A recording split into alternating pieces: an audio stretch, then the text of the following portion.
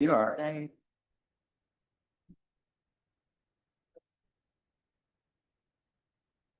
Good evening. It's 5:30 p.m. on Wednesday, September 17th, 2025, and this regular meeting of the Sandpoint City Council is now called to order in council chambers at 1123 West Lake Street, Sandpoint, Idaho.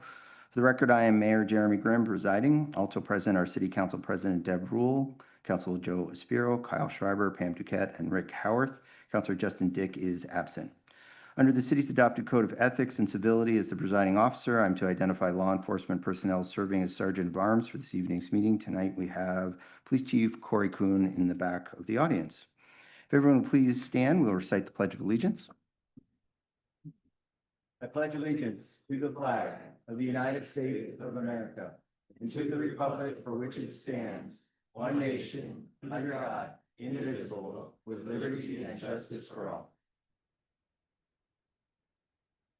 For members of the public in attendance this evening, there are no public hearings on the agenda this evening. So the public comment portion of the meeting, which will open here shortly following announcements and reports, will be the only opportunity for members of the public to comment regarding items on this evening's agenda or matters not on the agenda that pertain to the business of the city of Sandpoint. If you'd like to speak, please be sure to complete a comment sign-up form and hand it to staff at the back table. Moving on to mayors and general announcements and reports. First, I know I just had a chance to visit with someone. I know many of you are here from the Downtown Business Association Retail District. I believe you thought or think that parking is on the agenda. Just to clarify, Director Welker will be giving a staff report summarizing the meeting we had last week. In terms of parking, just to set the stage there, we have not made any decisions on parking downtown. Based on the feedback I heard at that meeting, the downtown retail group is not interested in us pursuing that. And I have no intention of pursuing that on First or Second Ave or Cedar based on that feedback. We're going to be looking at other methods such as enforcement. We are going to be looking at vendors for parking technology for the city parking lot as well as the downtown parking lot. That will be taking place over the next 4 months, at which time we will notice and publicize a working group where the council will be made aware of what those technologies are and what staff's recommending for that technology. So if you're here, you're welcome to speak in a few minutes, but just wanted to let you know that, just to clarify that we are not, never have been dead set on implementing paid parking on First, Second, or Cedar. Really appreciate the feedback we got from the retail group, and I'll leave it at that and move on to general announcements from council members or reports from council members. Council President Rule. Mr. Mayor. We had a pedestrian and bicycle advisory committee meeting September 11th. And most of what was discussed, Mr. Brubaker led a discussion on the timing of workflows for committee's review of future development projects. And Ms. Ellis provided the information on pertinent future public works projects. And so we're kind of coming up with a way for the committee to be more effective there. And then our committee had asked for some open houses to get some more input from the public.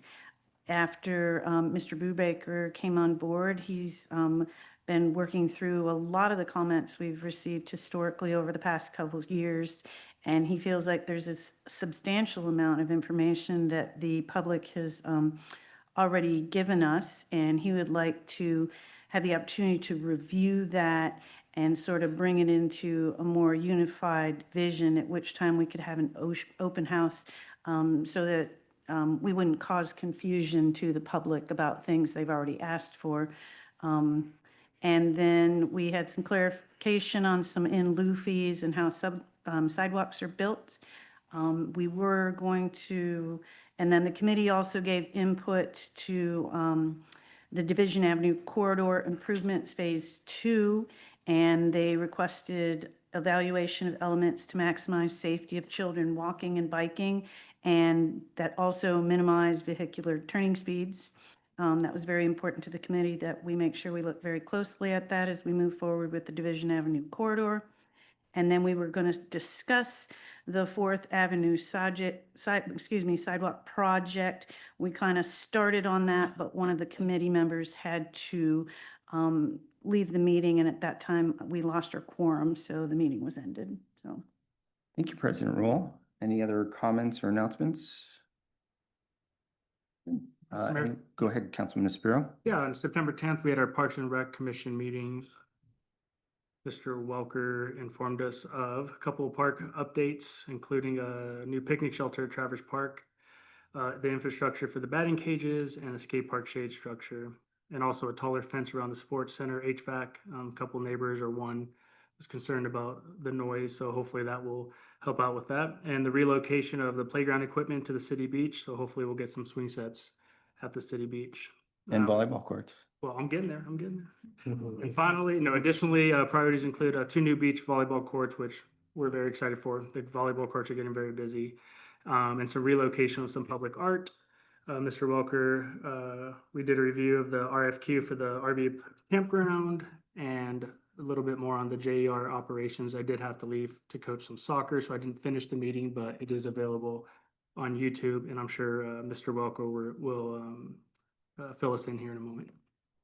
Thank you, Councilman Espiro. Any other council announcements or reports? Mr. Mayor. Go ahead, Councilman Howard. So I received a press release from the Music Conservatory of Sandpoint that I'd like to share with the council and with the public. Just a bit, Music Conservatory is near and dear to me. Both of my daughters have spent numerous days and nights learning to play the piano, the flute, the guitar, and the violin. Says, some things get better with age. Fine wine, violins, and apparently historic Sandpoint buildings. This September, 110 Main Street, the longtime downtown landmark, now home to the Music Conservatory of Sandpoint, celebrates its 115th birthday. And since getting older isn't optional, we figured we might as well throw a party.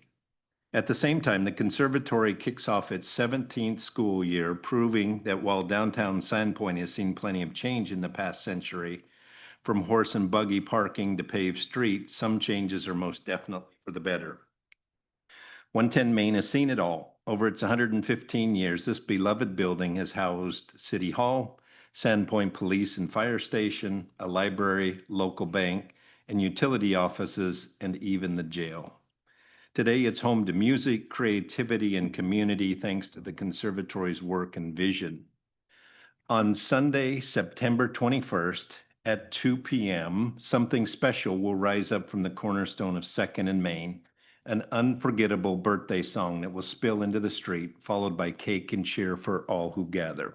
So please come and join that Sunday, September 21st for the festivities. In closing, our historic home at 110 Main has witnessed generations of change, laughter, and stories, and now it continues to ring with the sound of young artists learning and growing. This is more than a birthday party. It's a chance to honor the past, celebrate the present, and look ahead to a future filled with music and community spirit. Thank you, Councilman Howarth. I'm putting that in my Mayor, may I have- calendar. Councilman Howard, did you give us a time for that? 2 p.m. And- September 21st. And I'll hand this to Melissa so she can Okay, forward it thanks. as well. Thank you. Thank you, Councilman Howarth. Any other council announcements or reports? Hearing none, we will now invite our department heads to come up and provide some quick updates in their departments and answer any questions from the council. Jason Welker, Planning and Community Development Director. Good evening, Council and Mayor. I'll start with a recap of the outreach that we did a week ago on Monday at the Marigold Bistro. We had the room there reserved. I anticipated around 50 to 60 people, and we got 50 to 60 people. Almost all of them downtown business owners, which is exactly who we were reaching out to for that community engagement. We sent over 100 letters to downtown business owners along 1st and 2nd Avenues. The intent being to present the objectives of the parking management plan in relation to paid street parking. The proposal for paid street parking on First and Second Avenue, as the mayor indicated, was not well received by the downtown businesses. They expressed strong concern that charging for street parking would deter shoppers and hurt their businesses. Their preference was clear: keep curbside parking free, focus on enforcement. So in light of that feedback, staff will be shifting our recommendation and will be updating the parking management plan accordingly. We'll be removing paid curbside parking from the plan for now. Instead, we'll concentrate on two things: managing utilization of our off-street lots through paid parking and parking pass programs consistent with what council already approved in the parking management plan in June this year, and identifying technology solutions that can help streamline enforcement of on-street time limits and provide real-time utilization data so that visitors to downtown can be directed to where parking is available, improving access and availability of street and off-street parking to the customers and employees of downtown businesses, which I'll remind you was the objective of the parking management plan.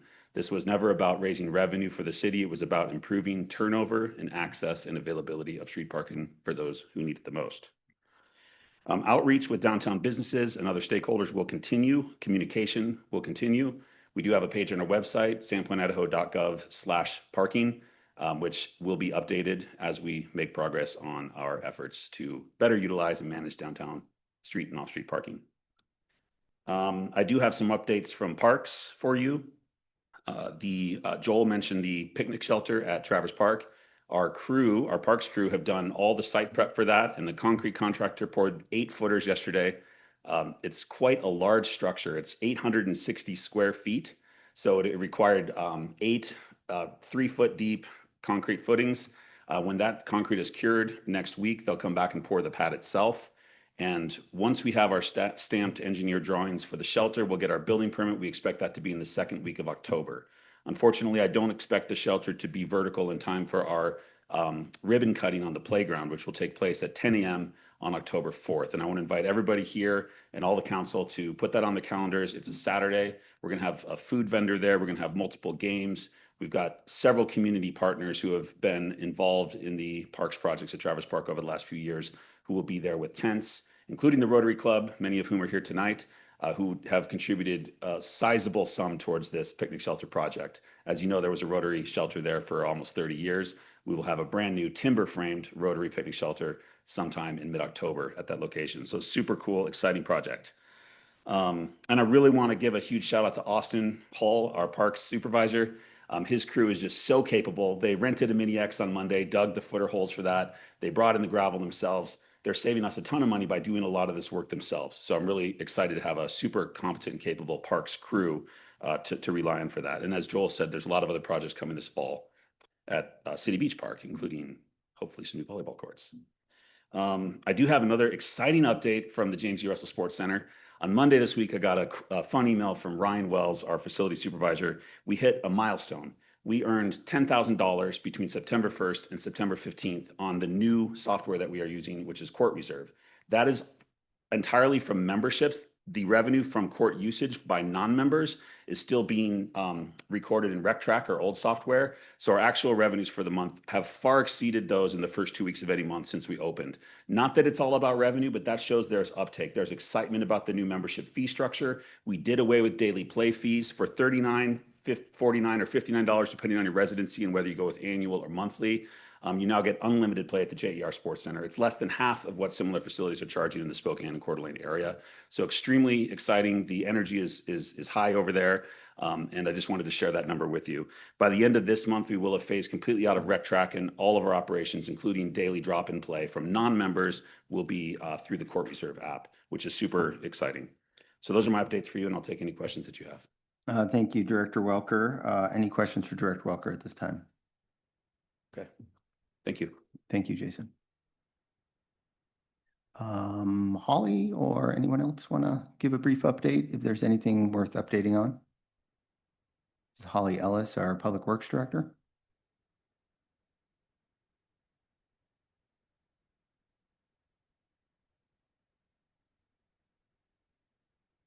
Good evening, Mayor and Council. I've invited Rachel McKinley to join me here this evening. Rachel joins us as our new project manager, so I'll give her an opportunity to go ahead and introduce herself.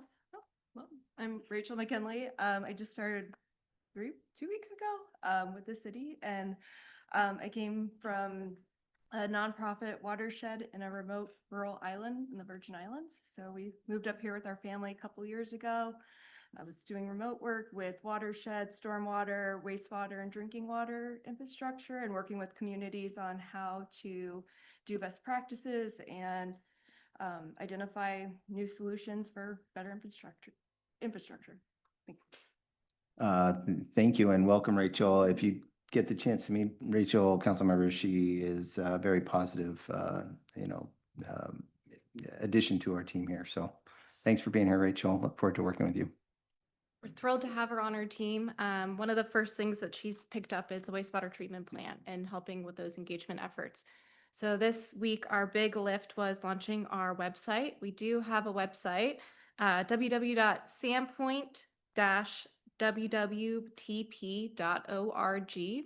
You'll see a press release announcing the new website. You'll see it on our news page. There's going to be a Facebook post as well, inviting everyone to visit our website. This website is live and it's built out, so it has all the core information right now, and you'll see it develop as we communicate with the community and get more feedback. We have 2 events scheduled here in council chambers as our next outreach steps. The first one is next Wednesday, September 24th, 6 p.m. here in council chambers. Again, this is going to be on the website, our news page, and Facebook, so everyone can find it. The second one will be Saturday, October 18th at 10 a.m.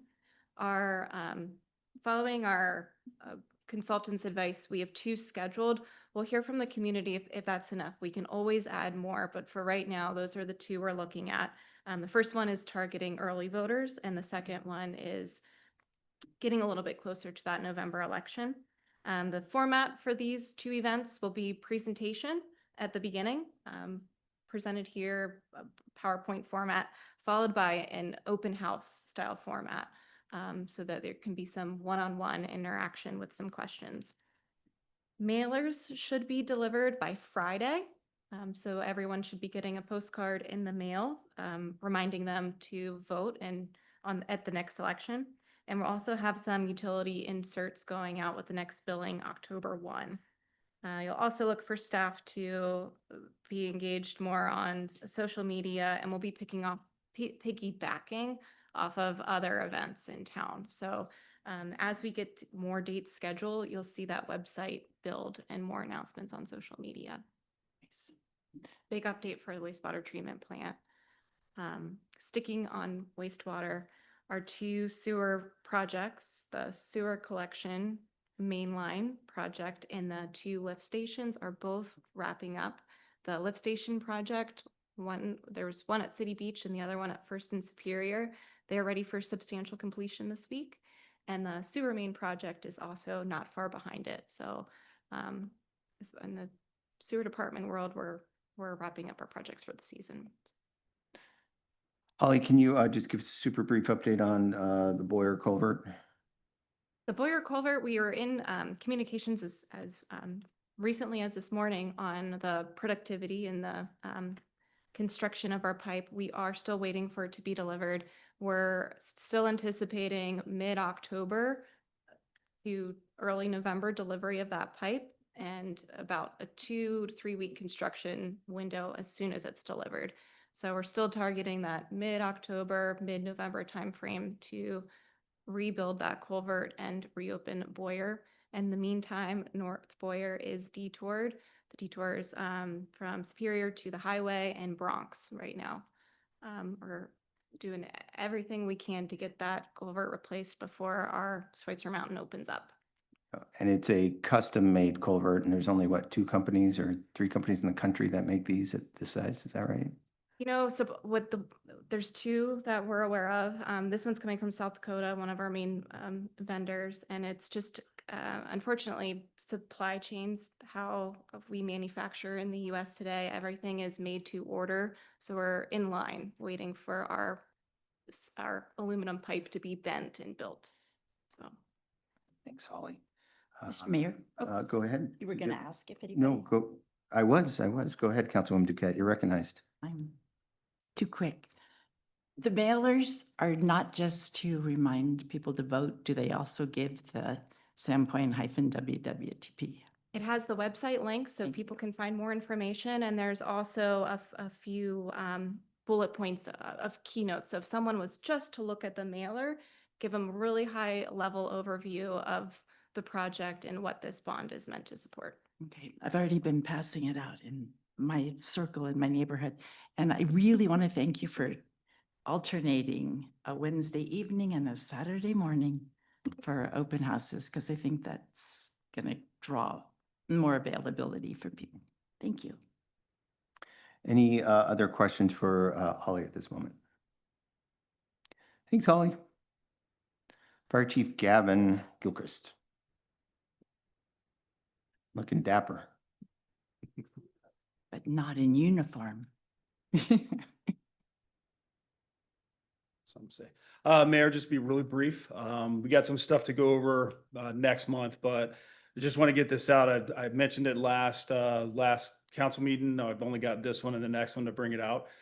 Next month is Fire Prevention Week, and it goes kind of all month, but we have an open house that we're going to be doing in addition to being in the school and the classrooms and stuff. It's really important to get the message out, fire prevention and life safety to these kids. And we only get them through the 6th grade. After that, we don't get to talk to them anymore unless they come by or it's a special event.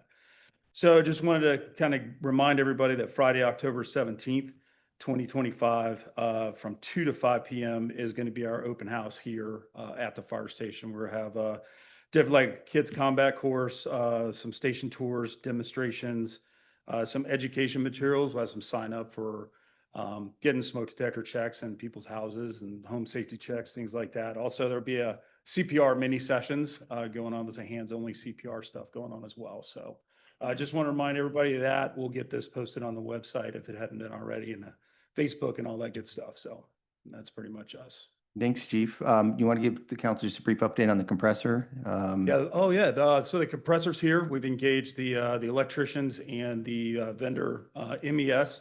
Pardon me. That's going to be doing the install. We're just kind of coordinating those 2 vendors right now. We're getting some good feedback, so we've kind of got it placed, ready to go. We're just waiting.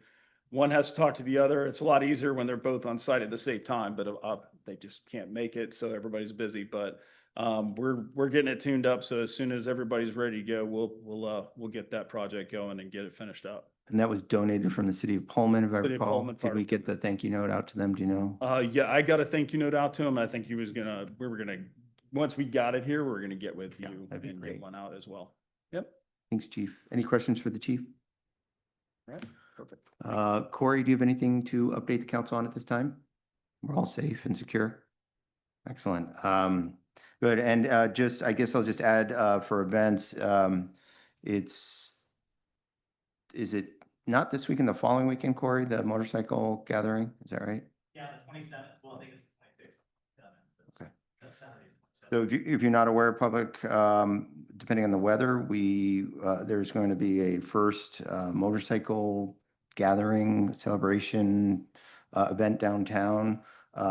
We don't know how many folks are going to attend it, so we're going to gear up with police, sufficient police to handle potentially a larger crowd. But if you see a lot of motorcycles in town that weekend, that is what is going on. So with that, we'll move on to public comments. Any other director reports? Sarah, nothing? No. Good. Next, we'll proceed with the general public comment portion of the meeting. If you wish to speak and haven't yet completed a sign-up form, please do so and hand it to a staff member at the back of the room. The purpose of general comment time is to allow members of the public in attendance to address the mayor and council regarding items included on this evening's agenda under the consent or old or new business. For the purpose of general public forum, you are also welcome to comment on any topic pertinent to the business of the city of Sandpoint, not included on the agenda and not anticipated or scheduled for future public hearing. Please note that council cannot take testimony on any planning or land use related matter outside of an official public hearing. I'd like to make everyone aware that the city does have a policy on public meeting decorum. The rules are posted just outside the chamber's entry doors. In summary, I would ask that everyone please be pleasant and respectful, not make derogatory statements about others, including city staff, not be disorderly or disruptive, no calling out, no clapping, no holding up signs, etc. Public comment time is for comments only, no questions or debate. You are welcome to contact me during regular business hours if you have any questions or concerns related to city business. This is the only general public comment time that will be offered this evening. Those attending remotely who wish to speak may raise their hand on Zoom at this time. When it's your time to speak, please state your name, whether you reside in Sandpoint city limits. Each speaker will have up to 3 minutes. And with that, Madam Clerk, has anyone signed up to speak on Zoom? No. Mr. Mayor, no one has signed up on Zoom. Let's move into the physically present speakers.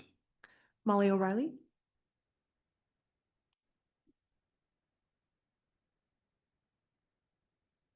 Nice to see you again, Mrs. O'Reilly. You, Mayor and Council, nice to see you as well. And thank you for the opportunity to speak. And I speak as a volunteer. I'm a member of your Pedestrian and Bicycle Advisory Committee, but of course I don't speak for it. From its first meeting, this group has wanted to be useful and constructive. The ordinances assign us an array of responsibilities, both varied and daunting.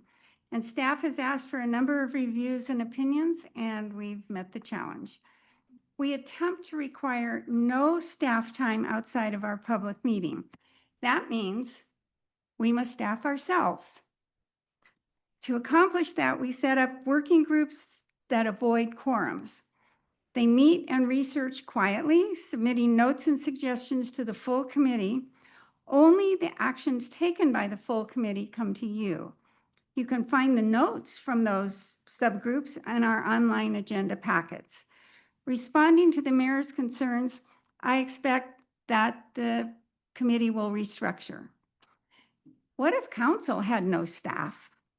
For the parking ordinance, you would have been out on the streets counting spaces, researching parking elsewhere, gathering opinions and suggestions, reading Idaho code, and word by word drafting the ordinance. Would you have formed subcommittees or done it all in council open meeting?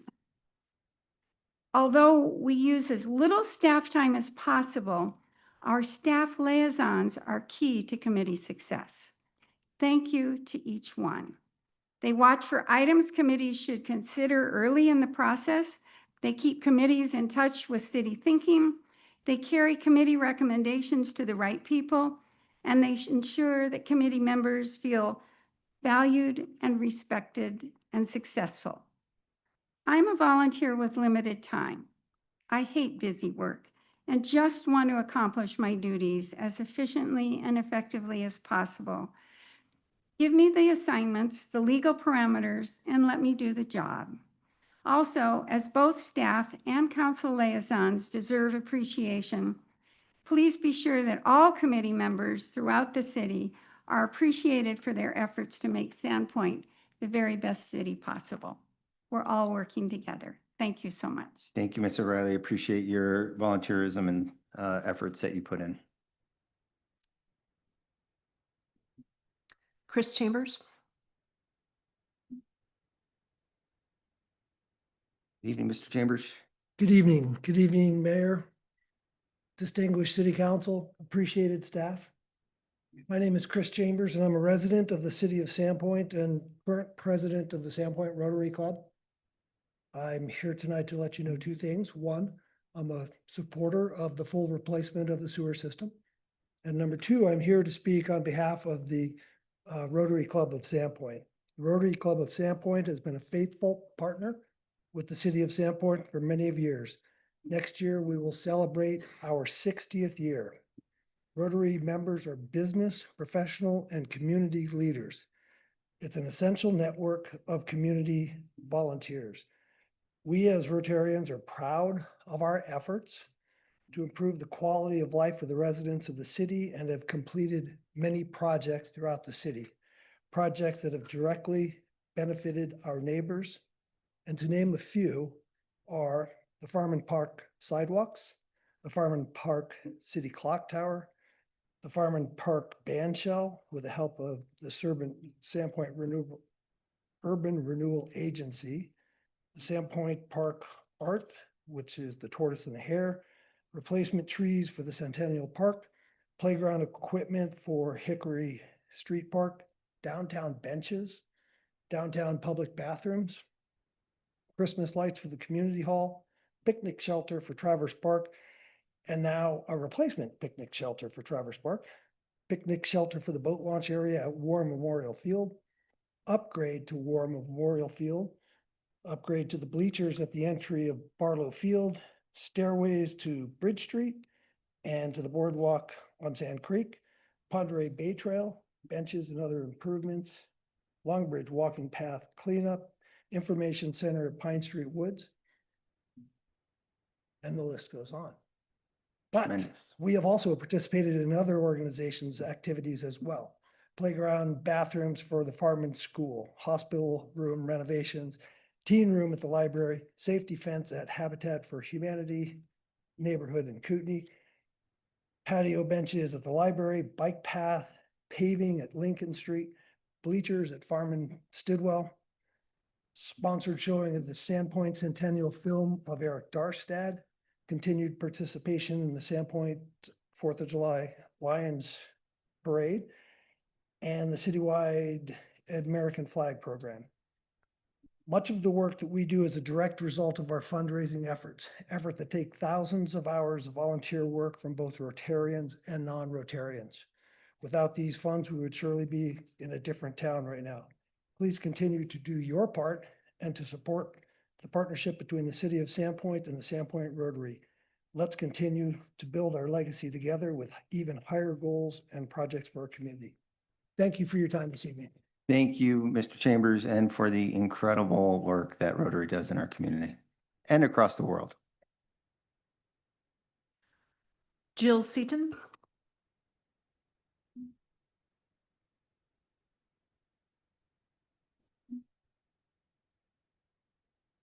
Hello, Jill. Hi, Mayor and City Council, friends and neighbors. I'm Jill Seaton. I'm a resident of Sandpoint. After hearing from the mayor and Jason Malker, we felt that it was still important to be on the record as the parking appears to be removed for now. So I'm a owner of Local Yokel on the Cedar Street Bridge, and as a tenant of the bridge, we took an informal poll of folks who stopped by our businesses over the past week with an overwhelming opposition to paid parking meters in this city. Stacy Mueller will be presenting some petitions just to back up our claims. This is a friendly town. We welcome people into our homes and businesses, and many of us still often do business with a handshake. We participate in community, support local business, and lend our friends and neighbors a hand whenever possible. While we are the City of Sandpoint, we are by no means citified with the attitude that we can squeeze a dollar out of any and everyone. While visitors are temporary in this city and may just accept the meters, we risk losing the business of our local community who are here supporting us year-round. At the informational meeting at Marigold Bistro last week, we were told the parking problem that persists is people who stay in their 2, 3, or 4 hour spots for 5 hours or more. Many of us voiced support for stricter enforcement to increase revenue and encourage people to move on so others may have their turn at prime spots. My understanding is that there is currently one person tasked with parking enforcement, but he also has other duties that the police department does not handle, which require him to only patrol part-time throughout the day. I'm sure this was taken into consideration when exploring the idea of metered parking. However, it has also been noted that in addition to meters, someone will still have to patrol and issue tickets for those who exceed their allotted time. The questions that aren't being answered are telling. As concerned citizens and proud residents of this kind and welcoming city, our biggest fear at this point is that while the issue of parking meters is currently on hold, according to the Daily Bee, these meters will be resurfaced and be voted in regardless of public opinion. Please consider the following before moving forward. What is the actual cost to install, service, maintain, and enforce meters? We were told at the last meeting that they will cost nothing up front. The city will continue to pay a monthly fee in perpetuity once they have been installed. And can anyone provide more insight as to why the parking meters that were previously installed in the city of Sandpoint years ago were removed? This is a great question that deserves a fact-based answer rather than a speculative response. I acknowledge that it takes revenue to run a city, but it seems to me that installing parking meters is a matter of tripping over dollars to get to dimes, and we're all going to end up paying more than we currently have in the budget. As council members, I encourage you to listen with empathy to us, your friends and neighbors. We the people are speaking, and we're here tonight to tell you that we strongly oppose installing parking meters downtown. Thank you for listening. Thanks, Jill. Mhm. Stacy Mueller. Good evening, Stacy. Hi, here I am again, Mayor Graham. I just want to thank you for listening to me. I want to thank you and the city planner, Jason, for actually hosting that parking plan meeting at Marigold's. There was like 60 people, just like Jason had said. Most of them were business owners expressing their opposition to the parking plan. And as you stated, the overwhelming response, you have actually announced tonight that we're not going to have metered parking on the plan. I am so excited. I'm sure everybody is here excited, and we hope that stays off the plan. Since that meeting, as Jill stated, some of us we just wanted to bring before city council, not just what the business owners were saying, but what are the locals saying as well? And so that's one of the reasons why we took this informal poll. Out of 150 signatures, and this was with not very much effort, I just want to say, 0 were in favor. I would like to submit those signatures. I have them right here, because they do have comments that I think would be important for you to read. A couple of the comments were, you would lose the unique character of Sandpoint. Don't lose that advantage. Please don't do that. It will negatively impact the businesses downtown. Now, I'm speaking for the Cedar Street Bridge, and we're 2 city blocks long with 22 businesses. That brings in great tax revenue, but we also collectively have about 100 employees there that are locals, and that's not an insignificant number. We find ourselves in the vortex of this parking plan issue, and it's why I stand here before you today. I'm very concerned. We don't have any street parking in front of the building, and we have a loading zone. And so everything that you guys are putting together actually does affect the bridge. Now, I heard from the city planner that there are many tenant employees of the downtowns that were parking on First and Cedar. I always like to come here with solutions. So the Cedar Street management is going to do their part by encouraging all of our tenants and employees not to park on First and Cedar. I want to also be on record that I recognize this great effort that the city planner has put in trying to put together some construction parking plan. However, the question many are asking are, why is there an urgency to make these changes right now? And the timing seems to be so difficult for all of these businesses downtown. They've weathered the storm of COVID. They have worked through the street reconstruction. We are in a slower economy, and we have a lot of empty lots or, vacant leases on First Avenue that doesn't help the vibrancy of the downtown. So many locals, I found out, they really didn't have any idea this parking plan was in motion. We were the first to tell them. And with that lack of communication, I think that's one of the reasons why you're getting a little bit of pushback. I think that that's one of the reasons why I wanted to provide another solution today, and to address what I feel is an inherent issue that's going on between the city and the locals, getting the cohesiveness of what's happening and partnering together. So I'd like to propose a solution for the city council to consider that would help this continuity to make our community great. And we're calling it the Sandpoint Community Liaison Program. It's just an idea for you to consider. Stacy, if you but- could just wrap that up, I need to treat everyone equally here, so. Yeah. I have Jason that's here, and he will go into it with his 3 minutes, but I do have an outline for you. And it would be working with grant funding and the city and partnering to keep our town friendly and working cohesively. Thank you for your time, Mayor. Thanks for your time, Stacy. Stacy, I'll take this. Thank you.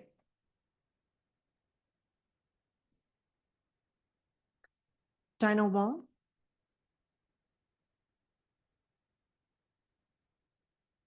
Good evening, Dino. Good evening. It's great to see all of you. Thank you for your time and for your service. Nice to tonight. see you. You're never here. Yeah, hey, every once in a while there's an issue that just has to, well, tonight, in fact. My name is Dinah Wall and I do reside in Sandpoint, but I am here to read public comments from Mel Dick, who could not be here tonight. Mel resides in Sagal, Idaho. He is a property and business owner in Sandpoint, and he is really sorry he couldn't be here in person tonight. He is asking the City Council to allow the Sandpoint Rotary Club to host its annual CHAFE, which does stand for Cycle Hard for Education. It's not just RASH. CHAFE 150 bike ride at the City Beach Park, and to be able to have the rides after party serve beer and wine in a controlled environment within the park.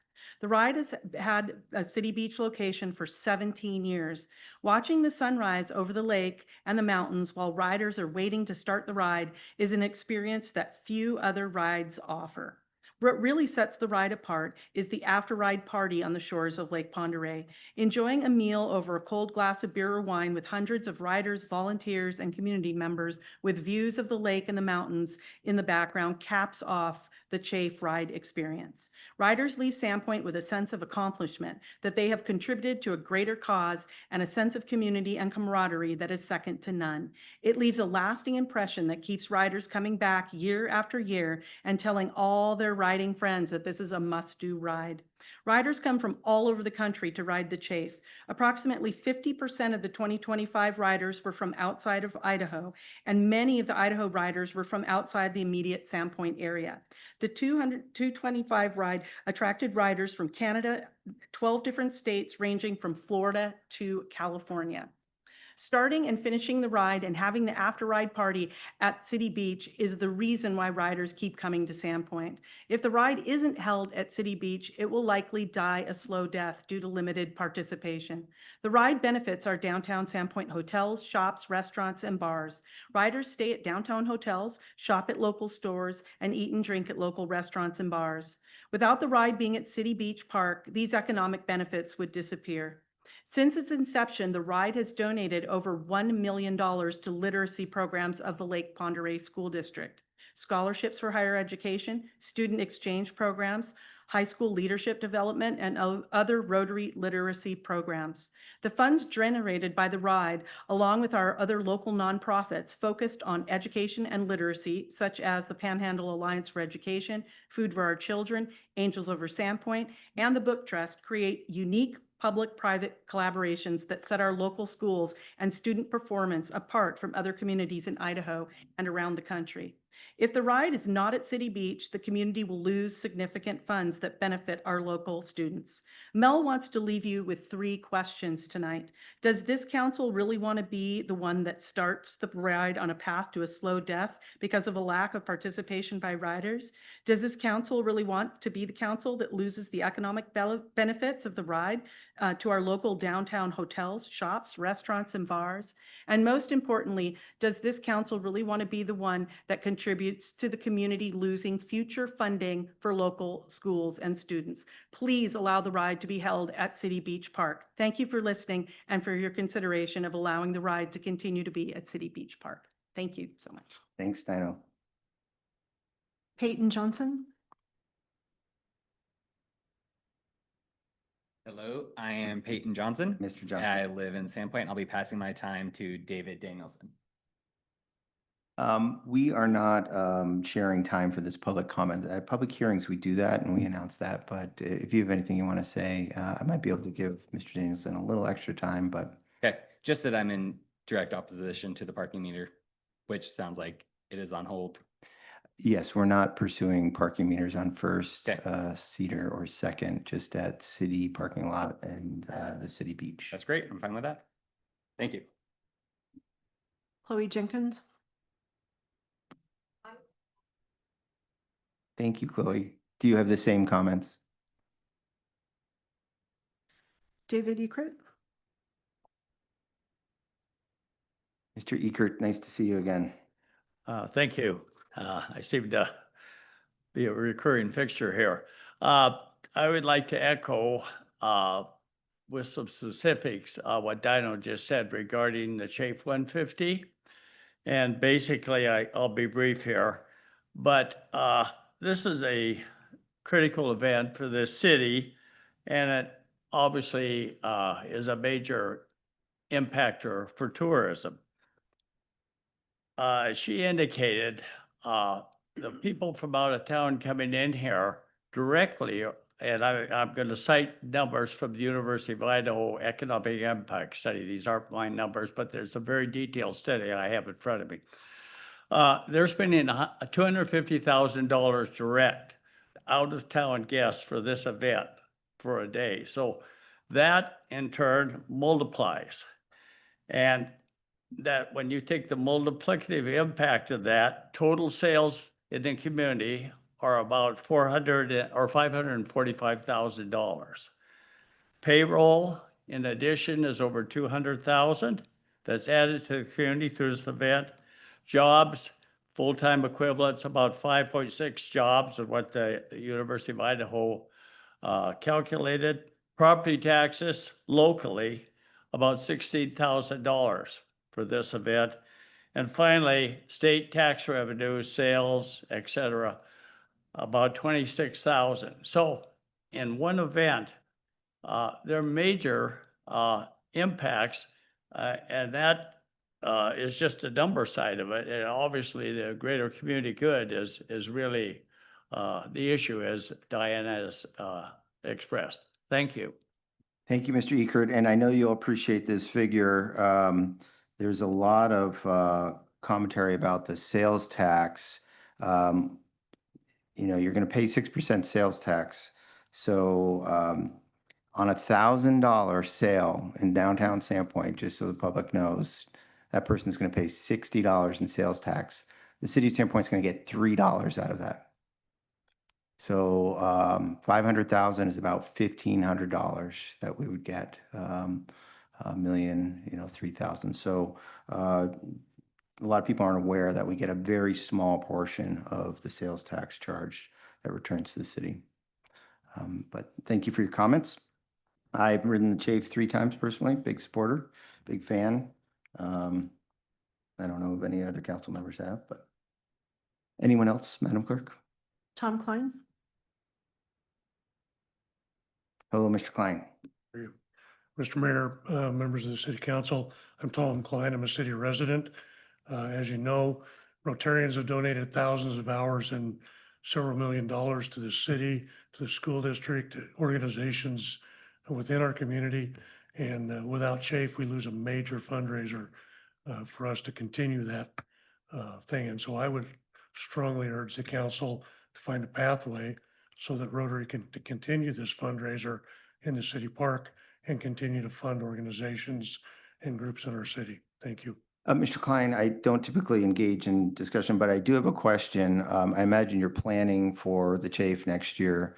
The issue obviously isn't with the city allowing the use of the park. It's the service of alcohol in the park. And of course, if we allow you to do it, we have to allow any other organization who wants to have an alcohol infused event at the beach. And you can imagine that that could potentially be a wide variety of users. Do you know what your drop dead date is? Or is there someone in the room who knows what the drop dead date is for Rotary to go or no go? And if so, you can raise it when you come up. Excellent. Sure.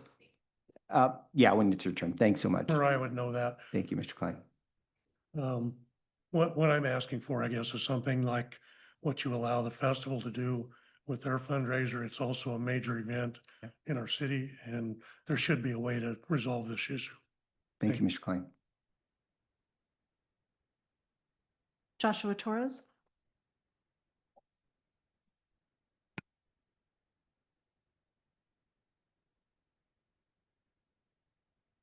Good evening, Mr. Torres. Good evening, Mayor, council members, and neighbors.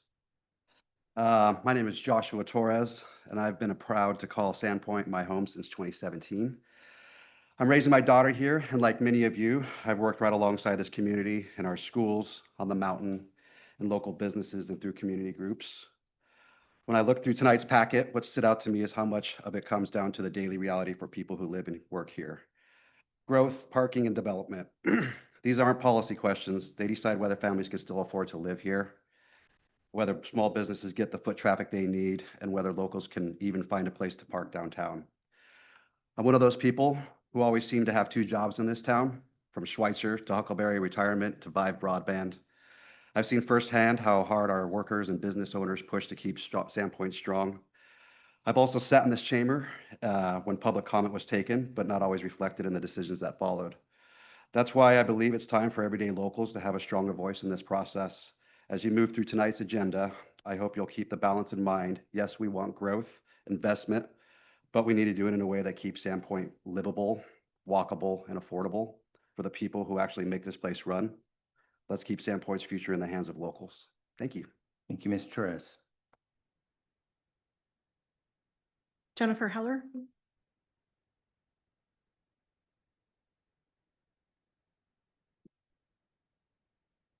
Good evening, Ms. Heller. Evening. Mr. Mayor, members of council, city staff. My name is Jennifer Heller. I'm a member of the Bike Ped Committee. I'm here to reflect on the mayor's memo that was attached to this agenda. It's an honor for all of us to serve our community, and all of us who work or volunteer for the city are all aware of our duty to reduce burden on staff as much as possible. The list of our own committee's assignments is fairly vast. When you look at it printed out, like almost a full sheet of paper, we're expected to complete those in a fairly concise way. Some of those are organizing an annual event for the public, assisting in updates to city master plans, including the MMTMP, which I'm not going to say in full words. Study our existing infrastructure and study other communities to give advice on improvements, get public feedback on issues and such. Needless to say, any of you that had ever done a high school project in a science class or something like that, you know that if you get a gathering of peers together in an hour and a half, you don't necessarily get everything done in that. And if we only have monthly meetings throughout the year, that's 12 periods of an hour and a half to get all that done. That's where subcommittees come in. I don't like spinning my wheels. I don't like spinning anyone else's wheels. Our subcommittees convene for assigned tasks. We have specific goals, we prep statements or actions, and we bring them before the whole committee for voting and confirmation. In reading the mayor's memo, I'm concerned about the reduced effectiveness of all of our committees if subcommittees are suspended. I would propose perhaps a less harsh solution.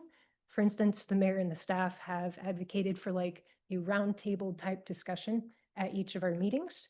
Perhaps at those sessions, our staff liaisons could serve as checkpoints for future subcommittee meetings. For instance, the staff liaison could look at the directives coming from above, from mayor, council, staff, and then compile that with the feedback and chatter we are getting from the public about what they're concerned about. And at that point, the liaison could authorize our subcommittees each month to specifically act, hold, or proceed, or just disengage from a topic. And that would maybe be a better way to streamline it than just being like, cease all activity. Broad strokes sometimes convey the wrong message, both to our committee members and the public at large. We need to either cut the requirements for our committees and reconcile ourselves to the idea that engaged and excited community members need to be like held at check and put into boxes, which I don't think is the right answer. Or there's going to be some discomfort and we kind of need to lean into that a little bit. And these learning curves will settle themselves out with time. So I think this conversation is very important. And I do want to thank the mayor for spearheading this effort. Thank you for allowing me to comment. Thanks, Jennifer. Frank Geisler.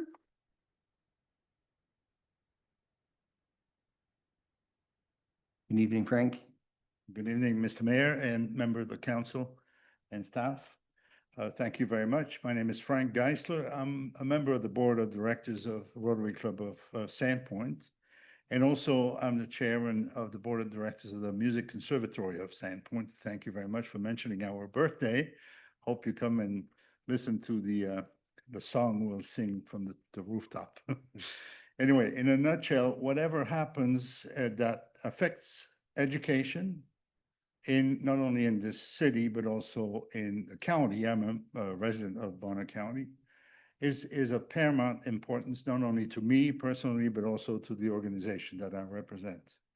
So it's really paramount that the Chafe Ride, the bicycle ride, continues, and it's a critical component of the celebration at the end of the ride. You have many rides around, and some of them will continue, some of them will fail. But so the ride is a stake. the celebration at City Beach is the sizzle. So I urge you to think about modifying your code and allow control delivery of beer and wine during the celebration of our ride. Thank you very much for your attention. Thank you, Frank. Becky Meyer, Casey McLaughlin, and Lisa McElroy.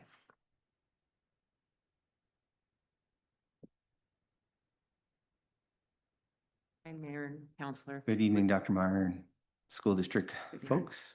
We're just going to go together and be a total of 3 minutes. Okay. So thank you for having us. We're of course representing the Lake Pend Oreille School District on behalf of CHAFE. We're also members of Rotary, and we have some incredibly impactful programs for our youth. And so we just are here in full support of the CHAFE ride. So I want to hand it over to my colleagues to describe some of those programs so the council knows. Awesome. I'd like to share with you a few national literacy statistics from understandingliteracy.org just to kind of set the stage.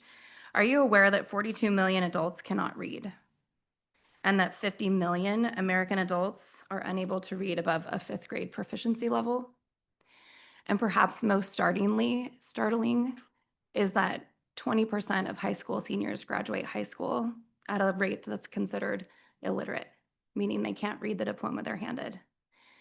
Our school district, in partnership with the Sandpoint Rotary, has an initiative that is every student graduates a reader. And it's our effort that these national statistics don't become local ones. And based on the interventions that we've done and with the support of Rotary, they helped millions of dollars, as you heard before. This last school year that we just completed, 189 students were saved to be able to read before they graduated. We had 100, we test every single student in the Lake Pend Oreille School District reads to an adult. That is unheard of most districts across the entire country. Then we design interventions to help so that every student does graduate a reader. It's not just something we say, we really do it in practice. We've just started that last year, and with Rotary's help and funded by the CHAFE, we really think that we can continue that and even help that number hopefully dwindle so that there's even less students that need to be saved. So we just wanted to give some support for that. Also letting you know, the 3 of us ran a rest stop, water stop at 3 different locations. So we're really invested in also helping. We don't just take the money and go help the students. We actually are giving a lot of effort. We have a bunch of literacy leads throughout the district as well. So we're really invested in it. We just wanted to let you know some of the statistics. With my last 26 seconds, I also want to let you know as the superintendent of the school district that we just started our 3rd week. I usually come do an annual report for you, but since I was going to be here, I thought I'd just throw it in because I know you were all busy. I'll give you a little extra time to do that. So Okay, don't worry thank you, about that. Mayor. We are at 3802 was our enrollment. So and I was telling Counselor Duquette before the meeting, it's pretty important that, and we feel like pretty honored that we are at a pretty stable enrollment. With the House Bill 93 and several things that have been going on in our state, a lot of surrounding districts have lost enrollment. I do feel that a number of our programs, I'm not going to go into a ton of details, but we have AP scores that have beat global percentages for our students.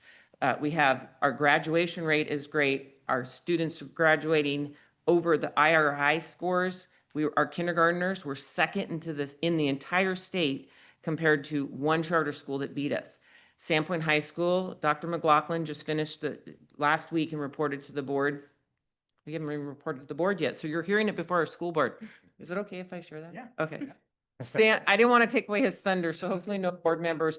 Sandpoint High School, we just got our ISAT scrubbed and we got the data back from last year. Sandpoint High School in our town, Sandpoint High School, your town, #1 in the state in science. #1. #2 in ELA and #3 in math. I cannot even tell you how incredible that is for our school to do that kind of jumping over other districts that have beat us. We are doing, I know I'm obviously biased, but we are doing an amazing job in our district for kids. And that's just speaking as the superintendent, but I really do want you to know you should be very honored and proud of your schools in the district. So thank you for the extra time, Mayor. Well done. And just a brief update on the building project? while you're Oh, here. thank you. C-Tech, if you could go over there and see it, it would be really exciting. You know, it's going to be on the south end of, wait, is that the south end? Yep. South end of Sandpoint High School, and it's going to have its own entrance as well. So because to save money, I think I told you last year, there will be in safety, there's two hallways that will go out to C-Tech from Sandpoint High School, but it's going to have its own design, its own logo, its own entrance also, because we're welcoming West Bonner, we're welcoming Bonner's Ferry, we're welcoming any homeschool, Valor, Christian, charter school, anybody we want to be able to apply to go to C-Tech for the hands-on experience. So it's coming along nicely. It's going to be done by June of 2026. Last night, we had a community input forum at Sandpoint Middle School. About 30 people showed up, and that was our final community input. And that design's going to be done and started construction this spring over the summer. And they're going to actually finish a year in advance because we're going to do it in stages. We have portables you probably saw back behind the driver's ed building. And we have the 6 portables, and we're going to be doing it in waves so that we can do parts of the school. And so that was exciting as well. And that's based on House Bill 521 money that came from the state. And thank you to the state for that money. In 32 years of public education, we've never got money for facilities. This is the first time they did the bond and gave us money. So very thankful for that. Well, keep up the great work, Dr. Meyer and everyone else. Yeah. Thank you for giving us the extra time. You bet. Appreciate it. David Sturgis.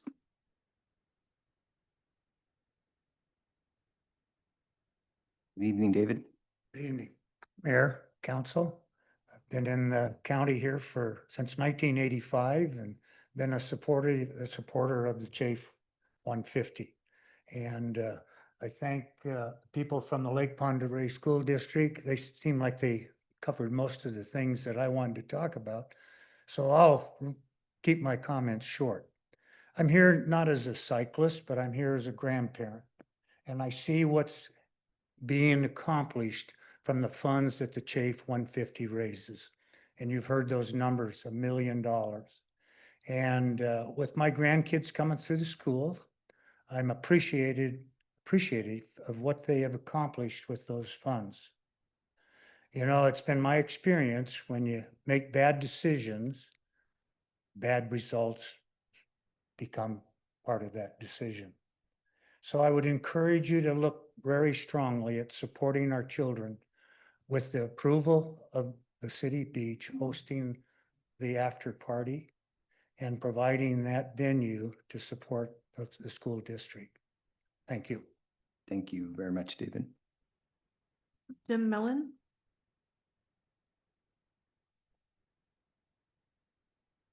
Good evening, Jim. Mayor and council members, I'm Jim Mellon.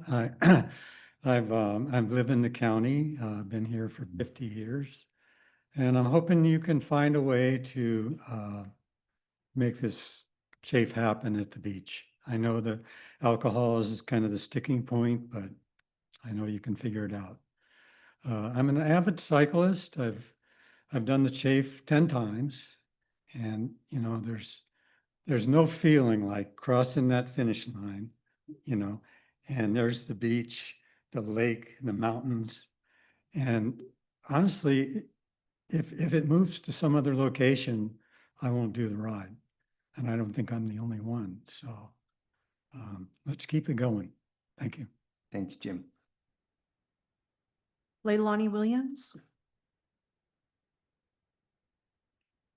Hi, Mayor, City Council. I'm Leilani Williams, and I am the Executive Director for the Downtown Sandpoint Business Association. We have about 40 businesses that are currently registered with our group. And I'm here to say thank you for hearing us. Thank you for saying no to the parking downtown. I do feel that, you know, with the parking that you guys are talking about for the city lots, it's kind of a sad situation when you think about parking being, having to be paid for by locals that are down here that really, there's so many of these young families that really can't afford to live here anymore. And now they're going to have to go down to the beach and have to pay for parking. And I get it. You guys need to have money to pay for things, but maybe there's an alternative. Maybe there's something that we can come up with as a community to help build funds for the parking places that we need instead of having to put that upon our citizens to be able to enjoy our facilities down here. I am grateful for the time that you guys have given us, for the amount of meetings that you had. I think I've gone to 4, maybe 5 parking meetings. And as we were walking through them, I felt like no one was really listening. You guys were just giving us information about what you were going to do. And so I really felt like the last meeting, you guys actually heard us and you took that upon yourselves to say, okay, we're done. We're not going to put those parking meters downtown. I did hear Jason say not now or not for now. So I'm hoping that that's not something that keeps coming up and I have to keep coming back because we don't really have enough money in the budget for me to work this many hours. So I'm hoping that ends. I did want to add to the Chafe. Is there a possibility that they could do something with, using one of the restaurants or bars license? I mean, I don't know how you guys do it for Memorial Park, but there's got to be something that could do that. And if somebody else wants to do it, then they have to get a restaurant or bar to support them. Thank you for your time. Thanks, Leilani. David Danielson?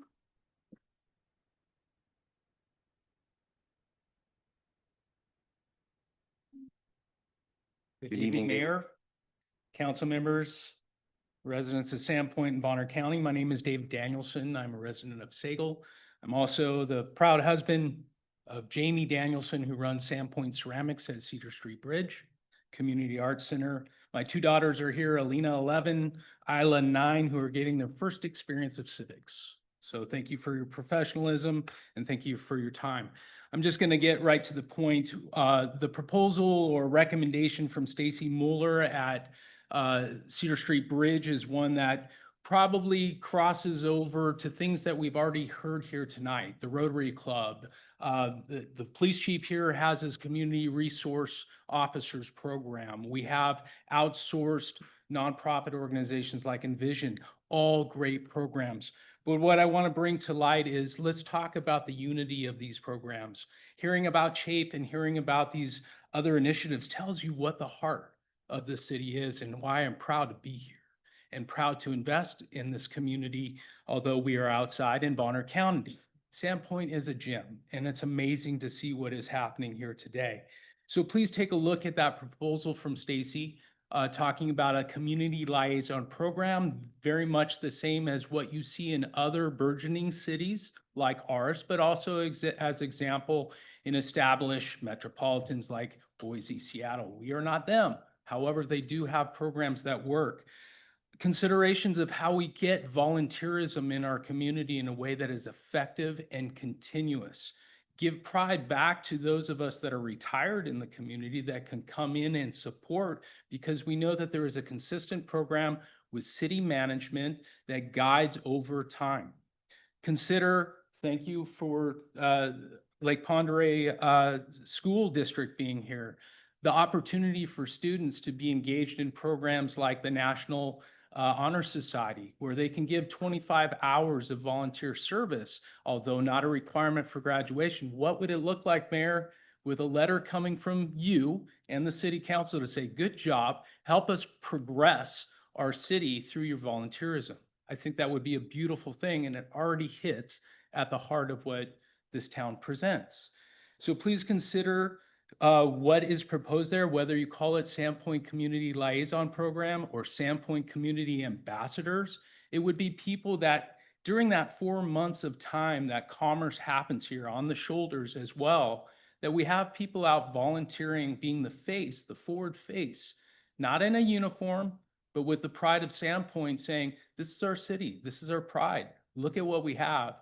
And they will assist in that process, whether it be in that parking enforcement, just through education, or through communicating what the goals of the police department is or public safety, to be able to outwardly face a positive image of Sandpoint. So with that, I say thank you. Thanks so much, David. Appreciate it. Megan Patterson.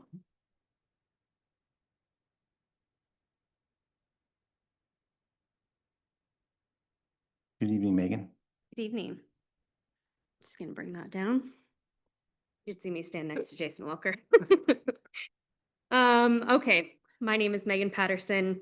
I am a resident of Newport, Washington, but I am in my second year as the ride coordinator for Chafe. Mr. Mayor, I have some fluff here that I'm gonna skip right to your question about, is alcohol the sticking point for us? Yes.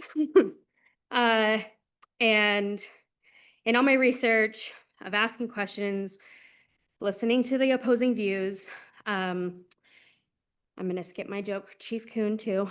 I'm just gonna go right to my recommendation or my idea. The Coeur d'Alene Farmers Market is doing a pilot program. They are allowing alcohol consumption at the 5th Street Farmers Market with specific restrictions. Setting boundaries, consumption will be limited to a designated area, ID and wristbands, vendor purchases, meaning only alcohol purchased from licensed vendors within the market could be consumed. Designated cups, you can only drink from, drinks would be served in designated recyclable cups. In many ways, Chafe has been doing this for 18 years. I've asked in the 18 years of this event being at the waterfront, have we ever had an incident, a drowning, an over-serving, a DUI? And according to Mel Dick, the answer is no. Our number one priority for this ride has been and always will be the safety of our riders. So we're not looking to throw a rager here. We're just simply asking for your continued trust in our committee to move our event across the road from one lawn to the next and to continue our same honored traditions you've heard about tonight, will hear about, or have experienced yourself. And if you allow us to continue in whatever capacity that may be, we hope to see you at City Beach next year on June 20th. Cheers. Thanks so much, Megan. Tucker Squires.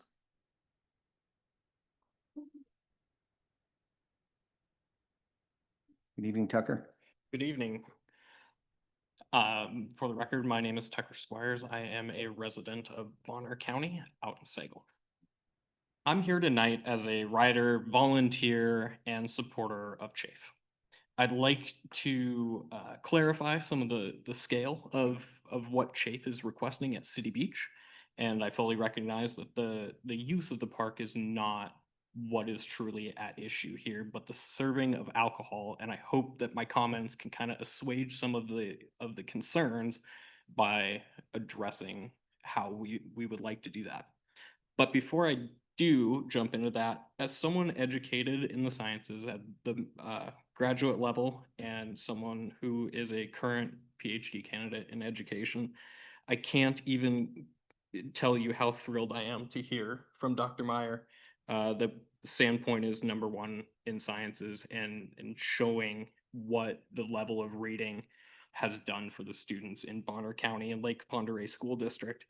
But I ask this, would we be #1 in science or top 5 in math if we couldn't read or if our students couldn't read? The ability to read and critically evaluate scientific or peer-reviewed literature is absolutely critical to the pursuit of higher education. And those of you who have read peer-reviewed research, it can be extremely dense and extremely challenging and requires a high level of reading. And so preparing those students out of high school to jump into college to be able to read at that level is incredible. So with construction displacing us, we're seeking to relocate across the road, but to a very small and managed location on the park's central lawn. I want to continue to say this is a public celebration, not a rager, not a private party, wherein anyone from the community can come join us to promote literacy and promote Chafe. The area where we're requesting is smaller than our historic footprint, and would be carefully contained with clear boundaries and fencing to ensure safety. No portion of the event would block any access to the water, and our layout intentionally leaves the overwhelming majority of the park open, preserving the ability for individuals, families, and other park users to enjoy our true gem that is City Beach. We've always directed our riders to park in other areas, and that is to lessen the use of the City Beach parking lot for our riders, but rather retain it for all of our city residents. Our intent is not to take over the beach, but it's to ensure that Chafe can continue and serve the community in the best way possible for many years to come. And thanks for considering a different approach, and hopefully we can come to a practical resolution that is beneficial for everyone. Thanks, Tucker. Thank you. Mariah Williams.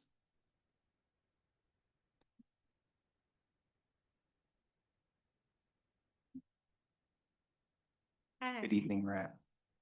Hello, Mayor, council people. Sorry, maybe I should have gone first. I could have knocked some of these out. My name is Mariah Williams. I'm a resident of Sagal, Idaho, and I'm here today to talk about the Chafe Ride. That was my husband, actually, and we thought he could yield time to me so I could answer some more of your questions. And anyways, he had to take part of mine, so he did a good job. Go, Tucker. At the August 20th meeting, I was disappointed because I came in, I submitted a public comment card, and I asked to give comment to address some of the concerns and questions that had come up surrounding Chafe's request. I wasn't recognized by the council to give public comment or to comment during the agenda item. And I did speak with legal briefly during that. I guess you can do that if there's an agenda item. Sometimes the public isn't allowed to speak on that topic. But anyway, I think had that opportunity happened, we may not be where we're standing today. I want to clarify our position and just address some more concerns. I really feel like the ride during that meeting and our request and what we were looking for from the council was misrepresented. And I have some thoughts and solutions and questions for you. So first, you've heard it from everyone who's come before me. This ride is important. This ride is impactful to our community. You've all told me we support the Chafe. You've ridden the Chafe. You've experienced our event. What I don't think that the council is necessarily understanding is the importance of the City Beach Park to the ride's fabric, right? We went back through, combed through years of rider surveys when we knew that this was happening, and where we can go, what riders think, how we can do this. And what riders told us time after time and quote after quote is the City Beach Park location is what makes it. Rides across the nation are dying. These fundraising rides are going down. We have managed to make it through COVID, to make it through significant wildfire seasons, and we're still here. And our ride committee, based on the feedback from our riders, we are certain that a move, even a temporary one, could start the downward trajectory of our ride. So with that, I'm happy to work with legal counsel if it would be helpful to come up with collaborative language solutions, but I want to keep within my 3 minutes and ask you to consider a couple of things. So first, alcohol is already present at City Beach Park.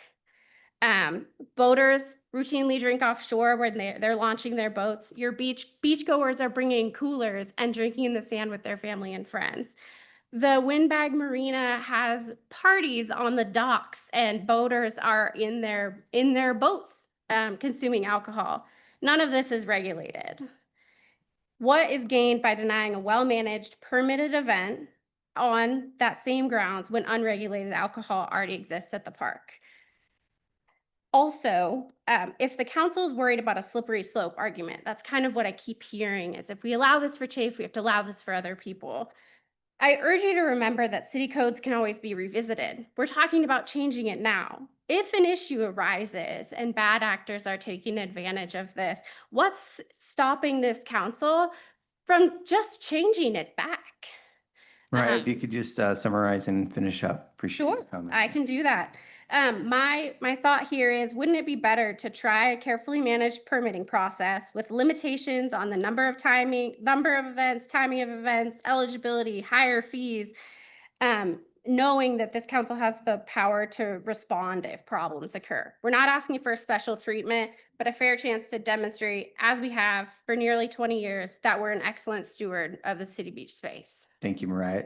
Do you know what the drop dead date is for your planning? Yeah, sorry, I had that in here, but I didn't want to use it in my 3 minutes. So, we open registration the second week of January. Before that time, have to have permits through the Idaho Department of Transportation, Montana Department of Transportation. We're in permitting now. Those permits will have to be revised if things are changing. Our committee really needs to make a final decision by the beginning to middle of November so that we have time to update our routes and permits and rider information before we open registration in January. Thank you so much. Sure. Catherine Manser.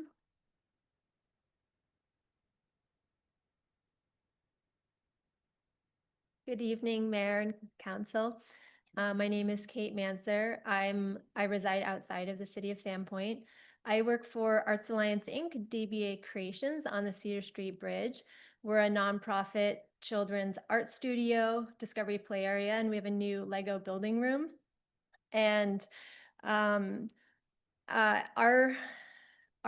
nonprofit has between 2 to 4 instructors hired at a time, and including both paid art teachers and AmeriCorps staff. And we're worried about the paid parking downtown, but also to the city lots, because that's where our art teachers park. And for example, our Monday, one of our very popular classes is Learn to Felt.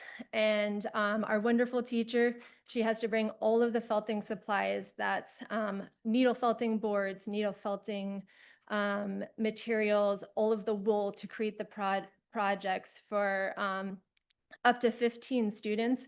So she parks in that lot on 3rd Avenue, and she packs a wagon and walks it down to the Cedar Street Bridge.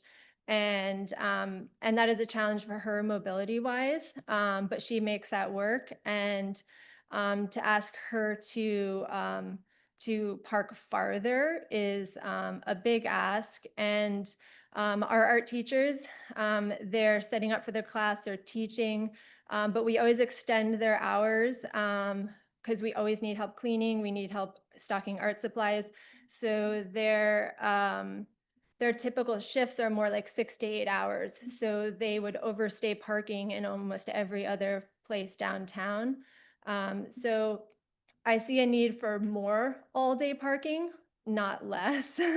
And when it comes to paying for all-day parking, our art instructors, especially the ones that are on AmeriCorps, they're doing an amazing service for our community. It's federally funded program that's run by the University of Idaho STEAM instructor program.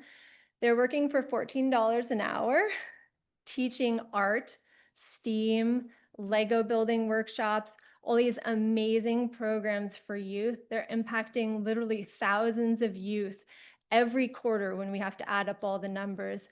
And to ask those folks to pay more to park is a big ask. So I'm also curious, like, what other options? Could you open some more all-day parking? Because there is a lot of open parking, especially during the off-season in Sandpoint. Could you offer an organization to pay for one parking spot for our members? Because across the whole week, we only have 1 or 2 art instructors on at a time. But if they're only working, for example, 2 or 3 days a week, it doesn't make sense for them to pay for a monthly parking pass. So I'm open to and interested to hear more ideas. Thanks, Kate. Brad Williams. No more chief. So The ride was my idea 20 years ago. How are you, Brad? Are you a Sandpoint resident? I'm not. I live in Sagal. So just a few more comments, and I hope I won't reiterate too many things. There's been opposition to our request, and I think I respect that individuals may have personal religious convictions about alcohol consumptions, and those deeply held beliefs are things that I honor. However, I respectfully ask that you consider this decision in the lens of public safety, community benefit, and public policy rather than personal perspectives on alcohol. Many successful communities, including our neighbors in Coeur d'Alene and Post Falls, have found ways to accommodate responsible alcohol service at public events while maintaining a family-friendly environment. The policies recommend, recognize professional management, proper safeguards, and community oversight. I think that we can come up with solutions to, recognize your or to accommodate your real concerns. I'd encourage you to reflect on the factual record. We've had 17 years of successful events. All but one of them has ended at City Beach. Coeur d'Alene allows alcohol at McEwen during Brewfest and other permitted events. Post Falls allows alcohol at their waterfront parks for special events. They've found that professional management can safely incorporate responsible consumption. As someone who's put 17 years worth of effort into this, I take pride in it, and I'm asking you to look at our record. We've demonstrated safety and professionalism during all this time.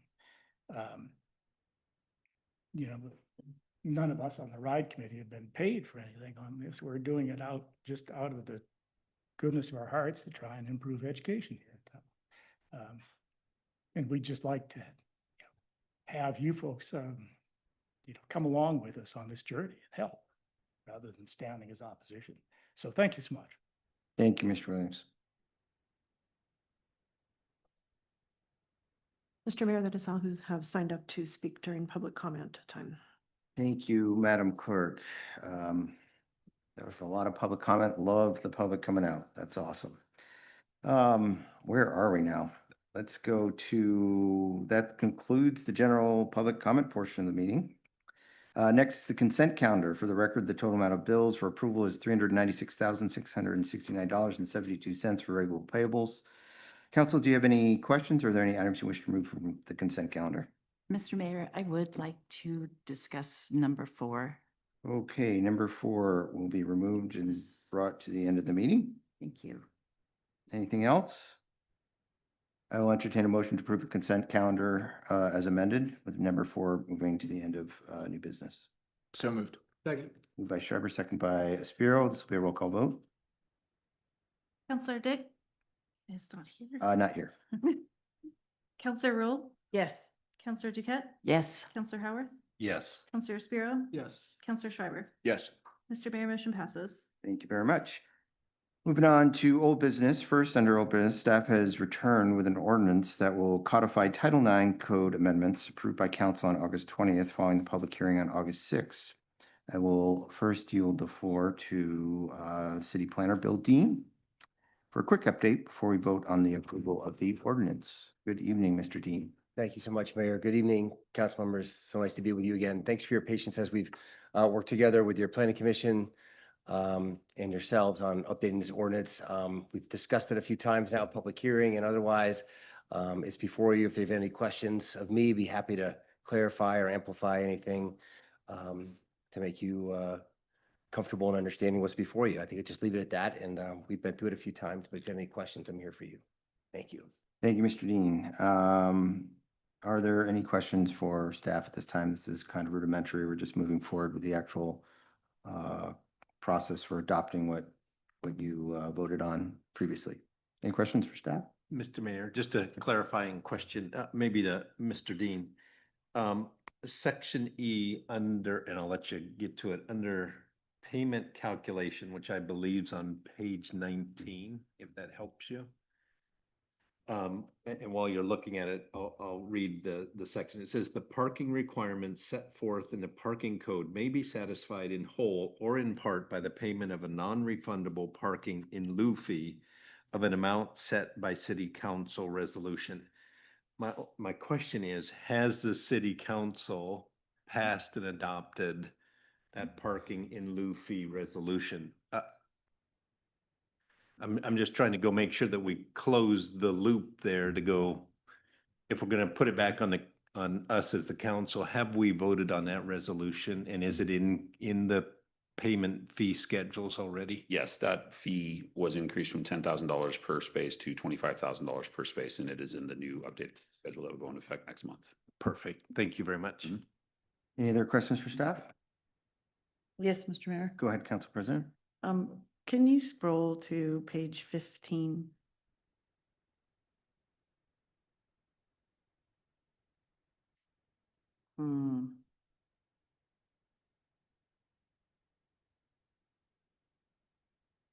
It is not the page that it was on my computer.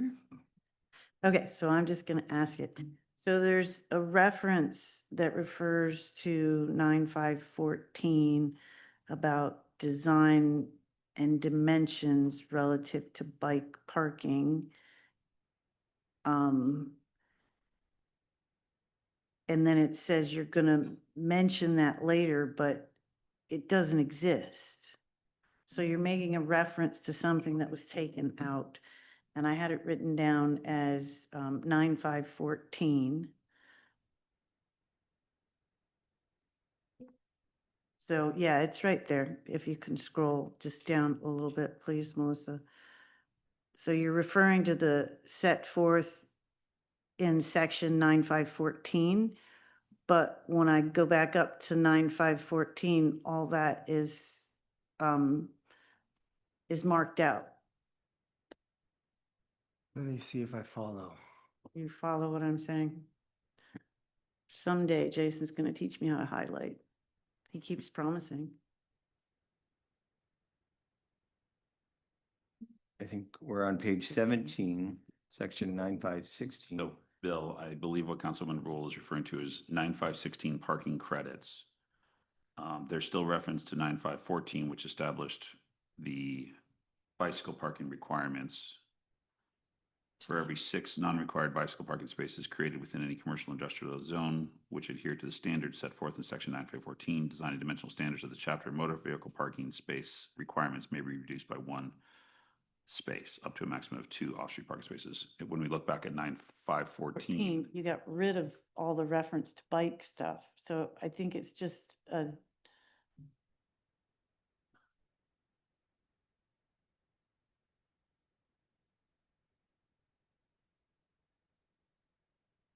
Just bear with me a second while I read this.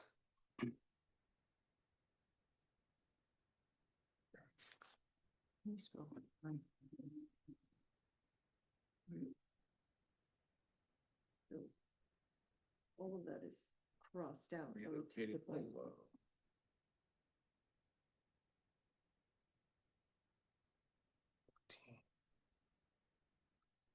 See here. It states that it's relocated below, but I didn't find where it was relocated.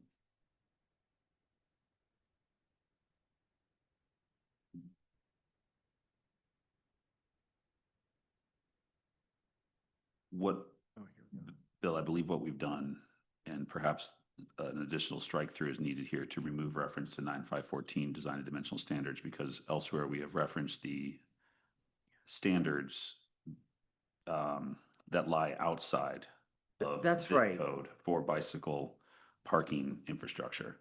That's what we intended to do during that discussion, is refer to the fact that there's already this outside document. So if that strike through has to occur, that strike through can occur. Right, but then it's referenced back here in what- 9516, you're referencing what you struck through, so that's what was confusing for me. It appears an additional strike through is needed in 9516. in 9516. Yeah. To get rid of the reference to the 9514, and then we'll be able to find the parking standards elsewhere in the document, correct? There's a separate document adopted by resolution in the past. Yeah, that- you could just set forth herein as opposed to in section 9514. Yeah. So Okay. that's an easy fix. Okay. It was just really confusing me when I went through it. Yeah. No, it's Well, you're confusing me now, so I think I'm Okay, glad you okay. pointed it out. Well, I know there's a lot of changes that you've made and it's very easy to miss Yeah. a little bit. Well, we should have had tighter work on this ordinance than that, so my apologies for missing that, but I think that would be the fix, set forth herein as opposed to the words in section 9514. Okay, and then so that's outside of this ordinance. It's a totally separate ordinance where we're gonna go look for the bicycle standards, correct? Yes, Not an but ordinance. if We have standards adopted by Standard resolution. adopted. So, okay, so we're gonna go look for that in the standards as it says. Correct. Okay, I'm reading where it says standards now. Okay, Yep. thank you. And then.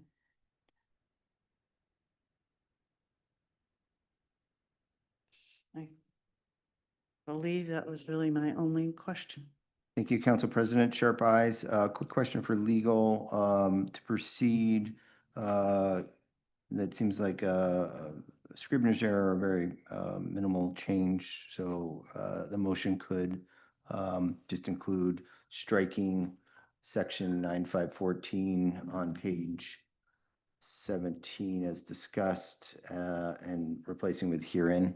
Yeah, I think that was a scrivener's error. I mean, it literally was correcting another portion of code. And then I can work, maybe not a scrivener's error, but a very clear and easy correction. And I can work with the clerk about amending the summary if necessary, and that can be done. The city council makes a decision.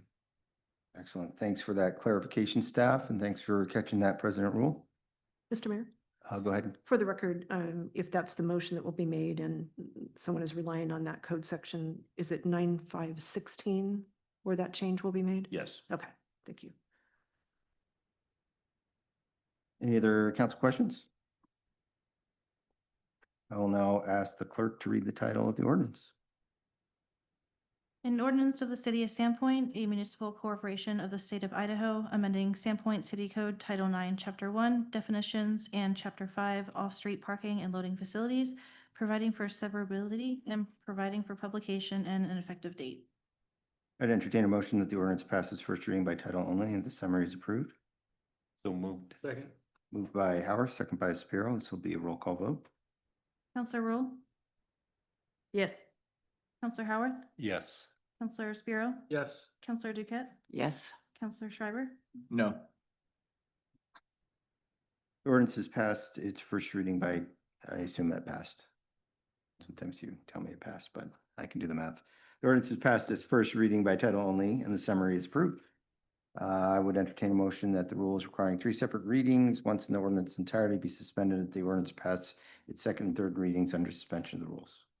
So moved. Second. Moved by Howard, second by Duquette. This will be a roll call vote. Counselor Duquette? Yes. Counselor Schreiber? Yes.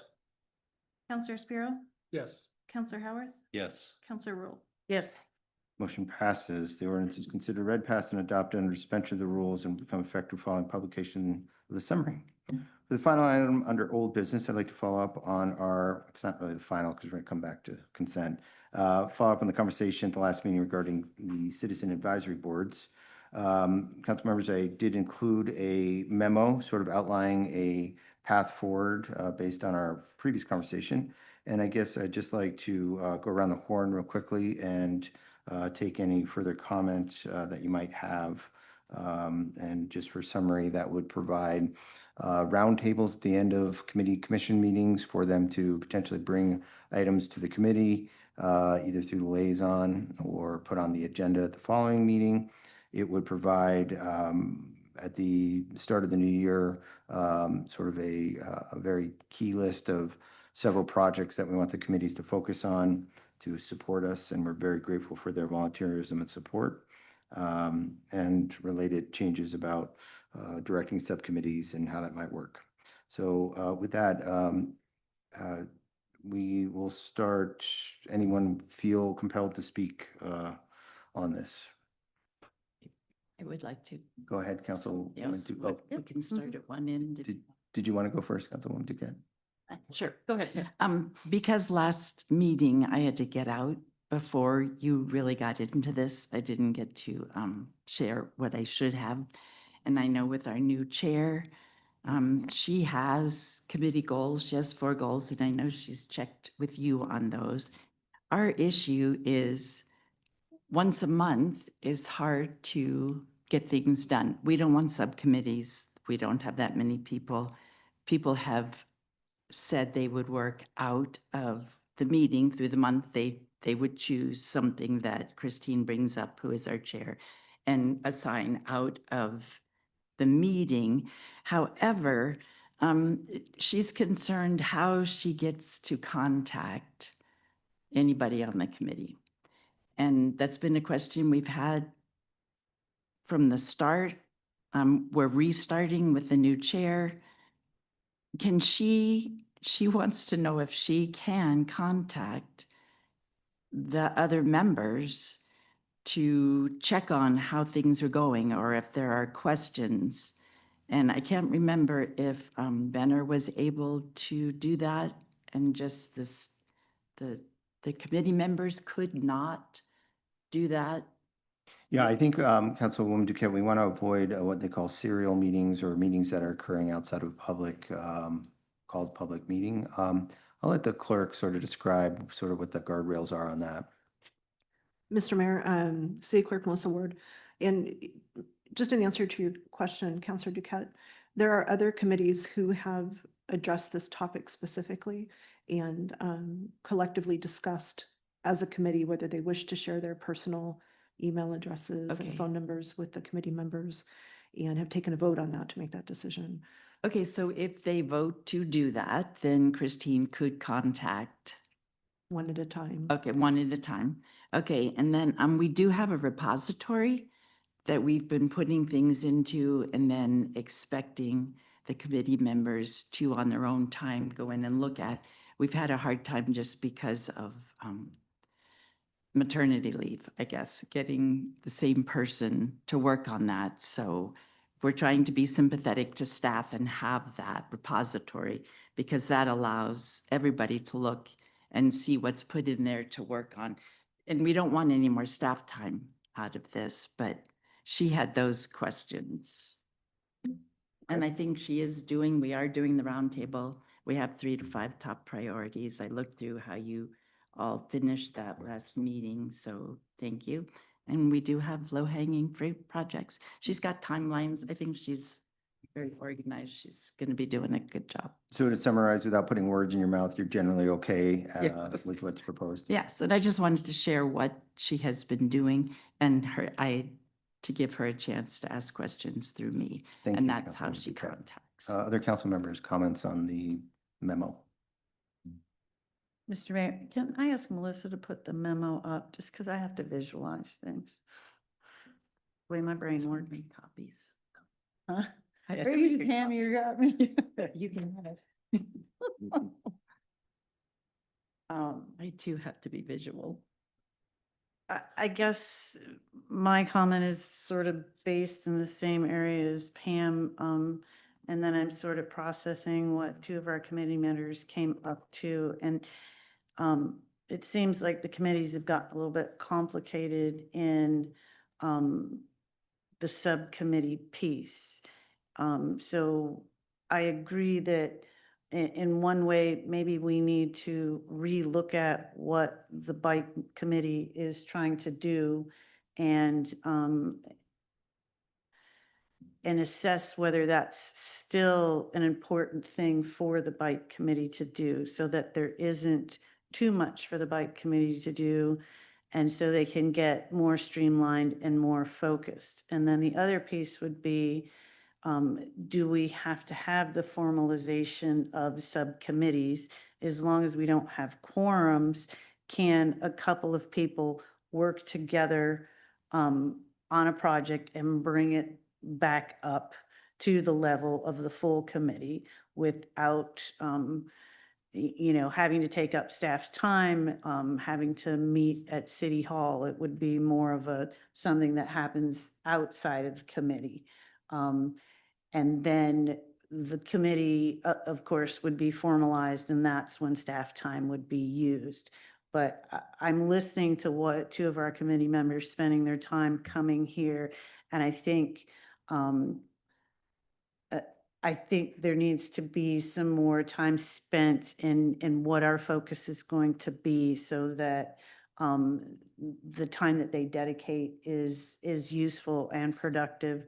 And then the other thing that I would also put out there is I did have a short conversation with our city planner. I bumped into him out in the open the other day, and he had some great ideas about how to refocus ped and bike. I had also suggested that it's a matter of us getting more ordinance or standards within our own policies, so that bike and ped doesn't get caught up in trying to make standards. That should be something that happens. And because Bill is the planner, he has a lot of history, and so he had some great ideas on how to do that. So I feel like it's still a work in progress. I would like to give the subcommittees their own freedom to meet without having to be so engaged on this formal basis. And yeah, so I guess those are my basic comments. Very helpful. Thank you, Council President. And would that be legal? Well, I mean, individuals, as long as they're not meeting as a group, as a open meeting violation. So less than a quorum, like people could choose to have 3 people on a committee, because the bike ped's pretty big, so that you gotta have 5 to have a quorum. Yeah. So, Yeah, I don't think that is, I don't believe that violates any code that I'm aware of. If 2 people on a committee enjoy talking about X, Y, or Z, they can get together and talk about X, Y, and Z. And so they can go have coffee wherever they want. Okay, that is helpful. And then bring back what they talked about. sure, that's, if it's on the committee agenda and the committee might have questions and they bring that information back to committee. Again, trying to keep it all centralized without creating too many, linkages. Spread out. And then Let's go around and just get all council comments before you go again, Councilwoman Duquette. Mr. Mayor? Councilman Howarth.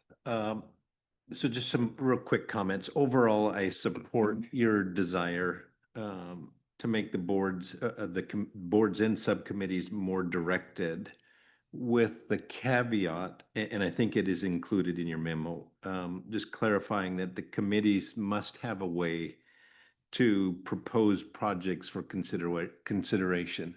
There is immense knowledge and passion in our committees, and we need to be able to tap into that. And I believe that you have expressed that. I just want to reemphasize that that's an important part.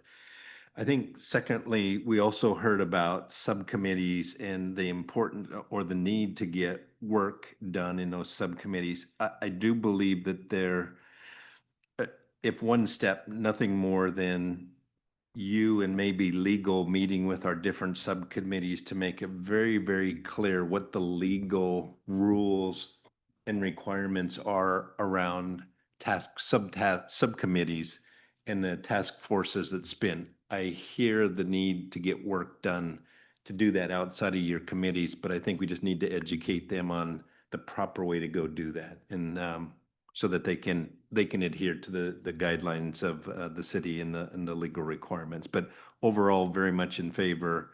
And again, I just would say important work getting done by passionate citizens is always a great thing. Thank you, Councilman Howarth. And just to follow up real quickly, yes, many avenues for issues or items to be brought to the attention of the full committee by an individual who has expertise. When they can bring that up at the roundtable and place it on the agenda for the next meeting. And of course, during that roundtable, if there's something that's excitingly brought up, or there is a council liaison who could bring that to the attention of the council, even if it didn't get traction with the full committee. So I think there's a number of channels where good ideas can be brought to the conversation and can be considered. So appreciate your feedback. And yeah, we really do appreciate these volunteers. Just a quick question, Mr. Mayor. Councilman Maybe you've already done this. Have you had a meeting with all the chairs, just yourself and them to? Not collectively. Individually, I think I believe I met with all the chairs. Okay. Councilman Schreiber, That leaves me. that's you. Yeah, I would just like to reiterate my support for our committees and, it sounds like perhaps the two sticking points on subcommittees are them calling themselves subcommittees and also the staff time. So perhaps if we specified that those subcommittees would meet outside of City Hall with no staff, they would take their own minutes, they would not violate open meeting laws in any way. I don't see a problem with them, and I'd like to keep them. I think it actually streamlines the meetings and makes for a better progress than if we were to eliminate them. And, eliminating them simply by name seems a little semantic to me. I'd also like to see a specific way for council to bring items that we would like committees to work on. For example, you mentioned the urban area transportation plan standards. I'd like to see the bike ped committee bring us recommendations on that. If anybody else on the council has any feedback on that, is that something that we need to have a formal vote on, or can we just simply? If it were an action item, we could take action on that. And I think that's a great path and tool, Councilman Schreiber. The only thing I'd add to that is I think we do have to make sure there's some alignment. For instance, if we're working on X at a staff level and a city level, and we send the committee off down some other path, we want to make sure there's alignment on what's achievable and what we're working on this fiscal year versus just going down some interesting topic. I'm not saying that would happen, but there's a path which would be to agendize that and reach consensus here and direct the committees to work. That's exactly what they're there for, is to help us broaden our knowledge, do research, bring back solutions. So 100%, that's what they're there for. Okay, so to clarify, whenever a counselor wants a committee to look at something, they should put it on the agenda for a meeting and we can vote on it as a group. Yeah. And the only other thing I'd add is, maybe that's a little reactive or, reactive. What I'm proposing here is, we're about to have an election. We're about to get some new council members, maybe at least one, I believe. So I was thinking at the end of this year, once that's all settled, we get the committees to bring, their top items. We can do the same and try to mesh those up and give them some real defined work to do for the new year. So you're saying the committee should not take up any items until the first of the year? Well, no, there's continual work right now. For example, some are reviewing, their master plans. Some are actually implementing their master plans, such as arts, culture, and historic. Some are, and a number of them could be called next week to review some planning or planning applications. So no, there's work going on. But I just want to make sure that the work being done is aligned and that we all come to some level of agreement of what that work is going to be. Which would be the council taking a vote on it? Yep. Okay. So again, prior to January 1st, council can bring forth a vote on an item. Yeah. You could even call a special meeting and we can meet just to discuss that. Maybe I will. Any other, I think that's everyone's gone once. Any secondary final comments? I think I'm getting general correction, clarification.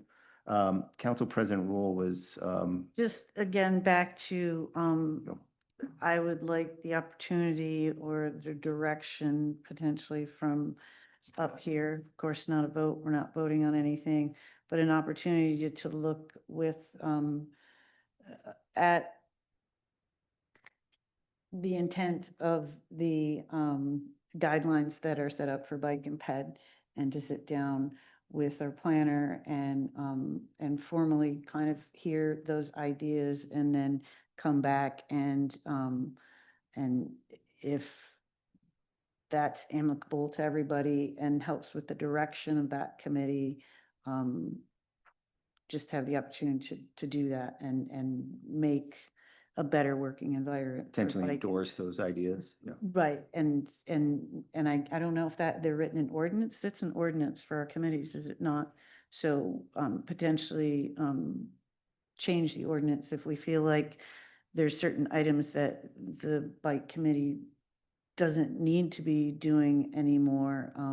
I guess the first thing for me that comes to mind, and I don't want to hurt anybody's feelings if they're attached to it, but when Bike Ped started many years ago, we did not have an outside organization that deals with biking in this town as massive in size as it is now. I believe when Bike Ped was started, there were probably 20 people in the Ponderay Peddlers Bike Club. And now I believe that membership is well over 300, with now a paid executive director, et cetera, and so on. So I think maybe having a bike event that's run by the city, it isn't necessarily need to be a part of an ordinance. That doesn't mean that Bike Ped couldn't be involved in a citywide thing that is maybe driven by another organization that has paid bandwidth to make that happen. So that would be like, that's why I want to sit down and kind of relook at that specific Bike Ped ordinance. It made sense then, but does it really make sense now? So. Thank you, Council President. Yeah, and when I look at, super macro level, what are we gonna, and we'll jump into this in the new year when we kick off our strategic planning with new council members. What can we achieve this year? What's gonna align, and where do we need support, help, and assistance to accomplish our capital improvement plan, or what gaps are there? Maybe it's revising standards or whatever it may be. I just want to make sure that these committees are well aligned to the work that we've funded and that we're intending to accomplish in the next year or two or more. So appreciate that. Councilwoman Duquette, did you have a final comment? Is the chair supposed to set the agenda for the meeting? Is the chair supposed to set the agenda? The chairperson organizes the agenda.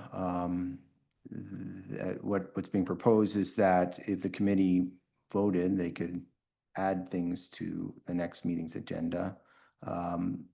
Staff sometimes adds things to the agenda. Sometimes I or the council could direct things to be on the agenda. Outside of that, Madam Clerk, how else would things be put on the agenda? Mr. Mayor, generally the staff liaison works with the chair to set the agenda. And that's what she was doing. She just had checks and balances on her Excellent. position. So there's no action on that. I really appreciate the council's feedback. Appreciate that. And we will, I know it seemed like a simple task to restart these committees, but clearly the devil's in the details.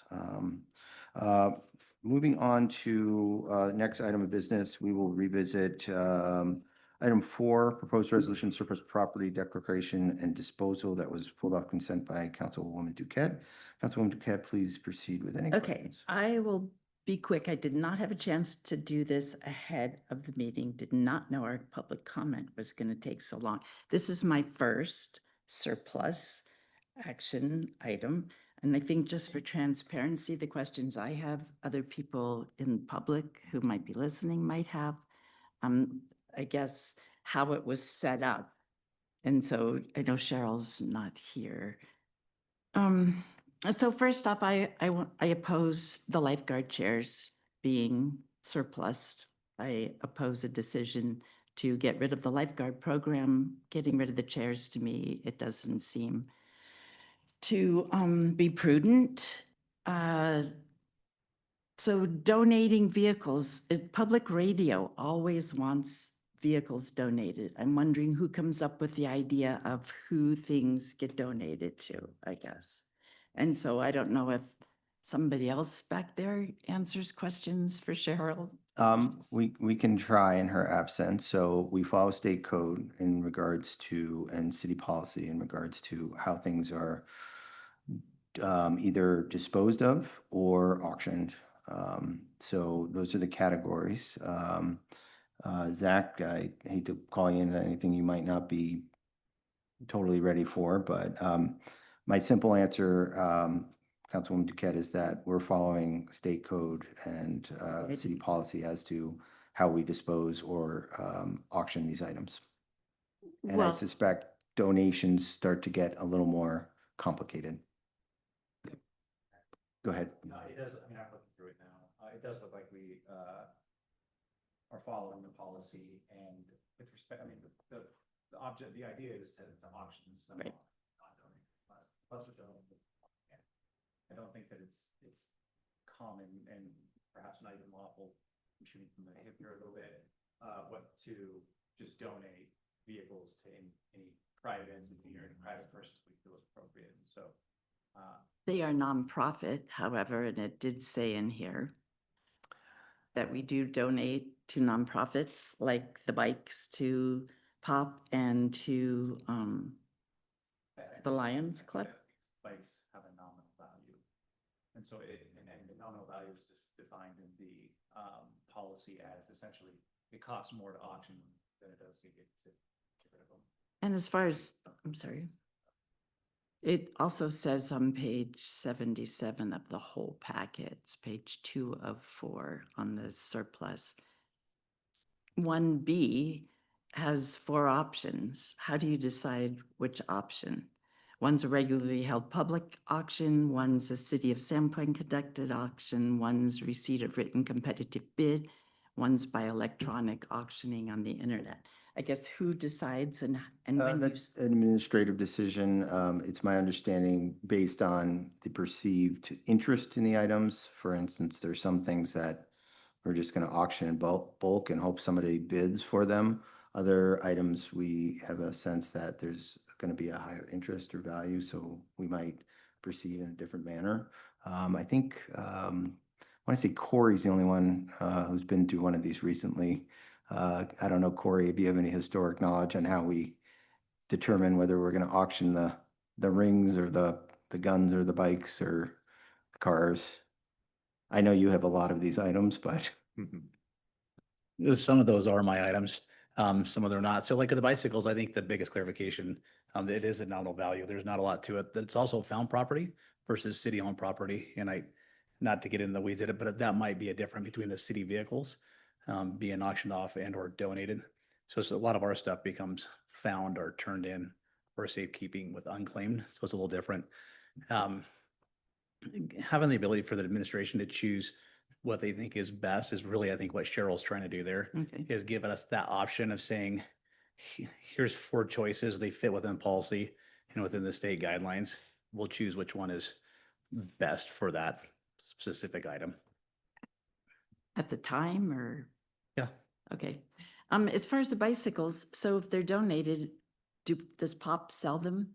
Jason, do you sell those bikes or do you? Well, Jason's never been involved with it. And I say that because this is the first year that we're going to do it. Okay. So we've tried to donate them to the Lions Club before, and it just hasn't worked out. This will be the first year that we try to donate them. Lions Club is going to partner with POP to try to fix those bikes up. And their goal is around Christmas time to donate those back to needy families in the community. Okay. So they wouldn't be sold. Okay. They would be, the goal would be is to have those fixed up and given back to the community. I think we have several bikes. Probably half of them will just go to the dump. Okay. And they'll pick the ones that they can put back together. Okay, that would be my choice to give them to. Yeah, well, and to that's, kids. it's much better to do that than it is to we try to auction them or sell them. And it's just really clunky and it takes more staff time to do that. Right. And instead of hauling to the dump, it's nice to try to give them away to somebody that can actually give them back to the community. Okay, that's what I wondered, what Lions Club and Pop would do with them. And then the scrap metal recycling, do those things go to Pacific Steel? Historically, yes. Okay, all right. Okay, and so as far as donating a vehicle to public radio, I don't know what they do with them, but they always ask for them. Just my ideas, just questions. Thank you, Councilwoman Duquette. Is there a motion to approve item 4, proposed resolution, surplus property declaration disposal? So moved. Second. Moved by President Rule, second by Councilman Howard. This will be a roll call vote. Counselor Spiro, Yes. Counselor Howard, Yes. Counselor Duquette, I'd have to say no because of the lifeguard chairs. Counselor Schreiber, Yes. Counselor Rule. Yes. Mr. Mayor, motion passes. Thank you, Madam Clerk. With no other new business on the agenda, the final item on the agenda is a request by Council President Rule and Councilman Dick to move into an executive session. I will entertain a motion to convene an executive session pursuant to Idaho Code 742061B and D to consider the evaluation, dismissal, or disciplining of, or to hear complaints or charges brought against a public officer, employee, staff member, or individual agent, and to consider records that are exempt from disclosure as provided by Chapter 1, Title 74 of Idaho Code. So moved. Second. It was moved by Schreiber, second by Spiro. This will be a roll call vote. Counselor Howard, Yes. Counselor Spiro, Yes. Counselor Duquette, Yes. Counselor Rule, Yes. Counselor Schreiber. Yes. Mr. Mayor, motion passes. Yeah, at this time, I would ask everyone not participating in the session to please exit the room. The meeting recording will now end. Good night, and thank you to everyone who attended this evening. Executive session will be held upstairs.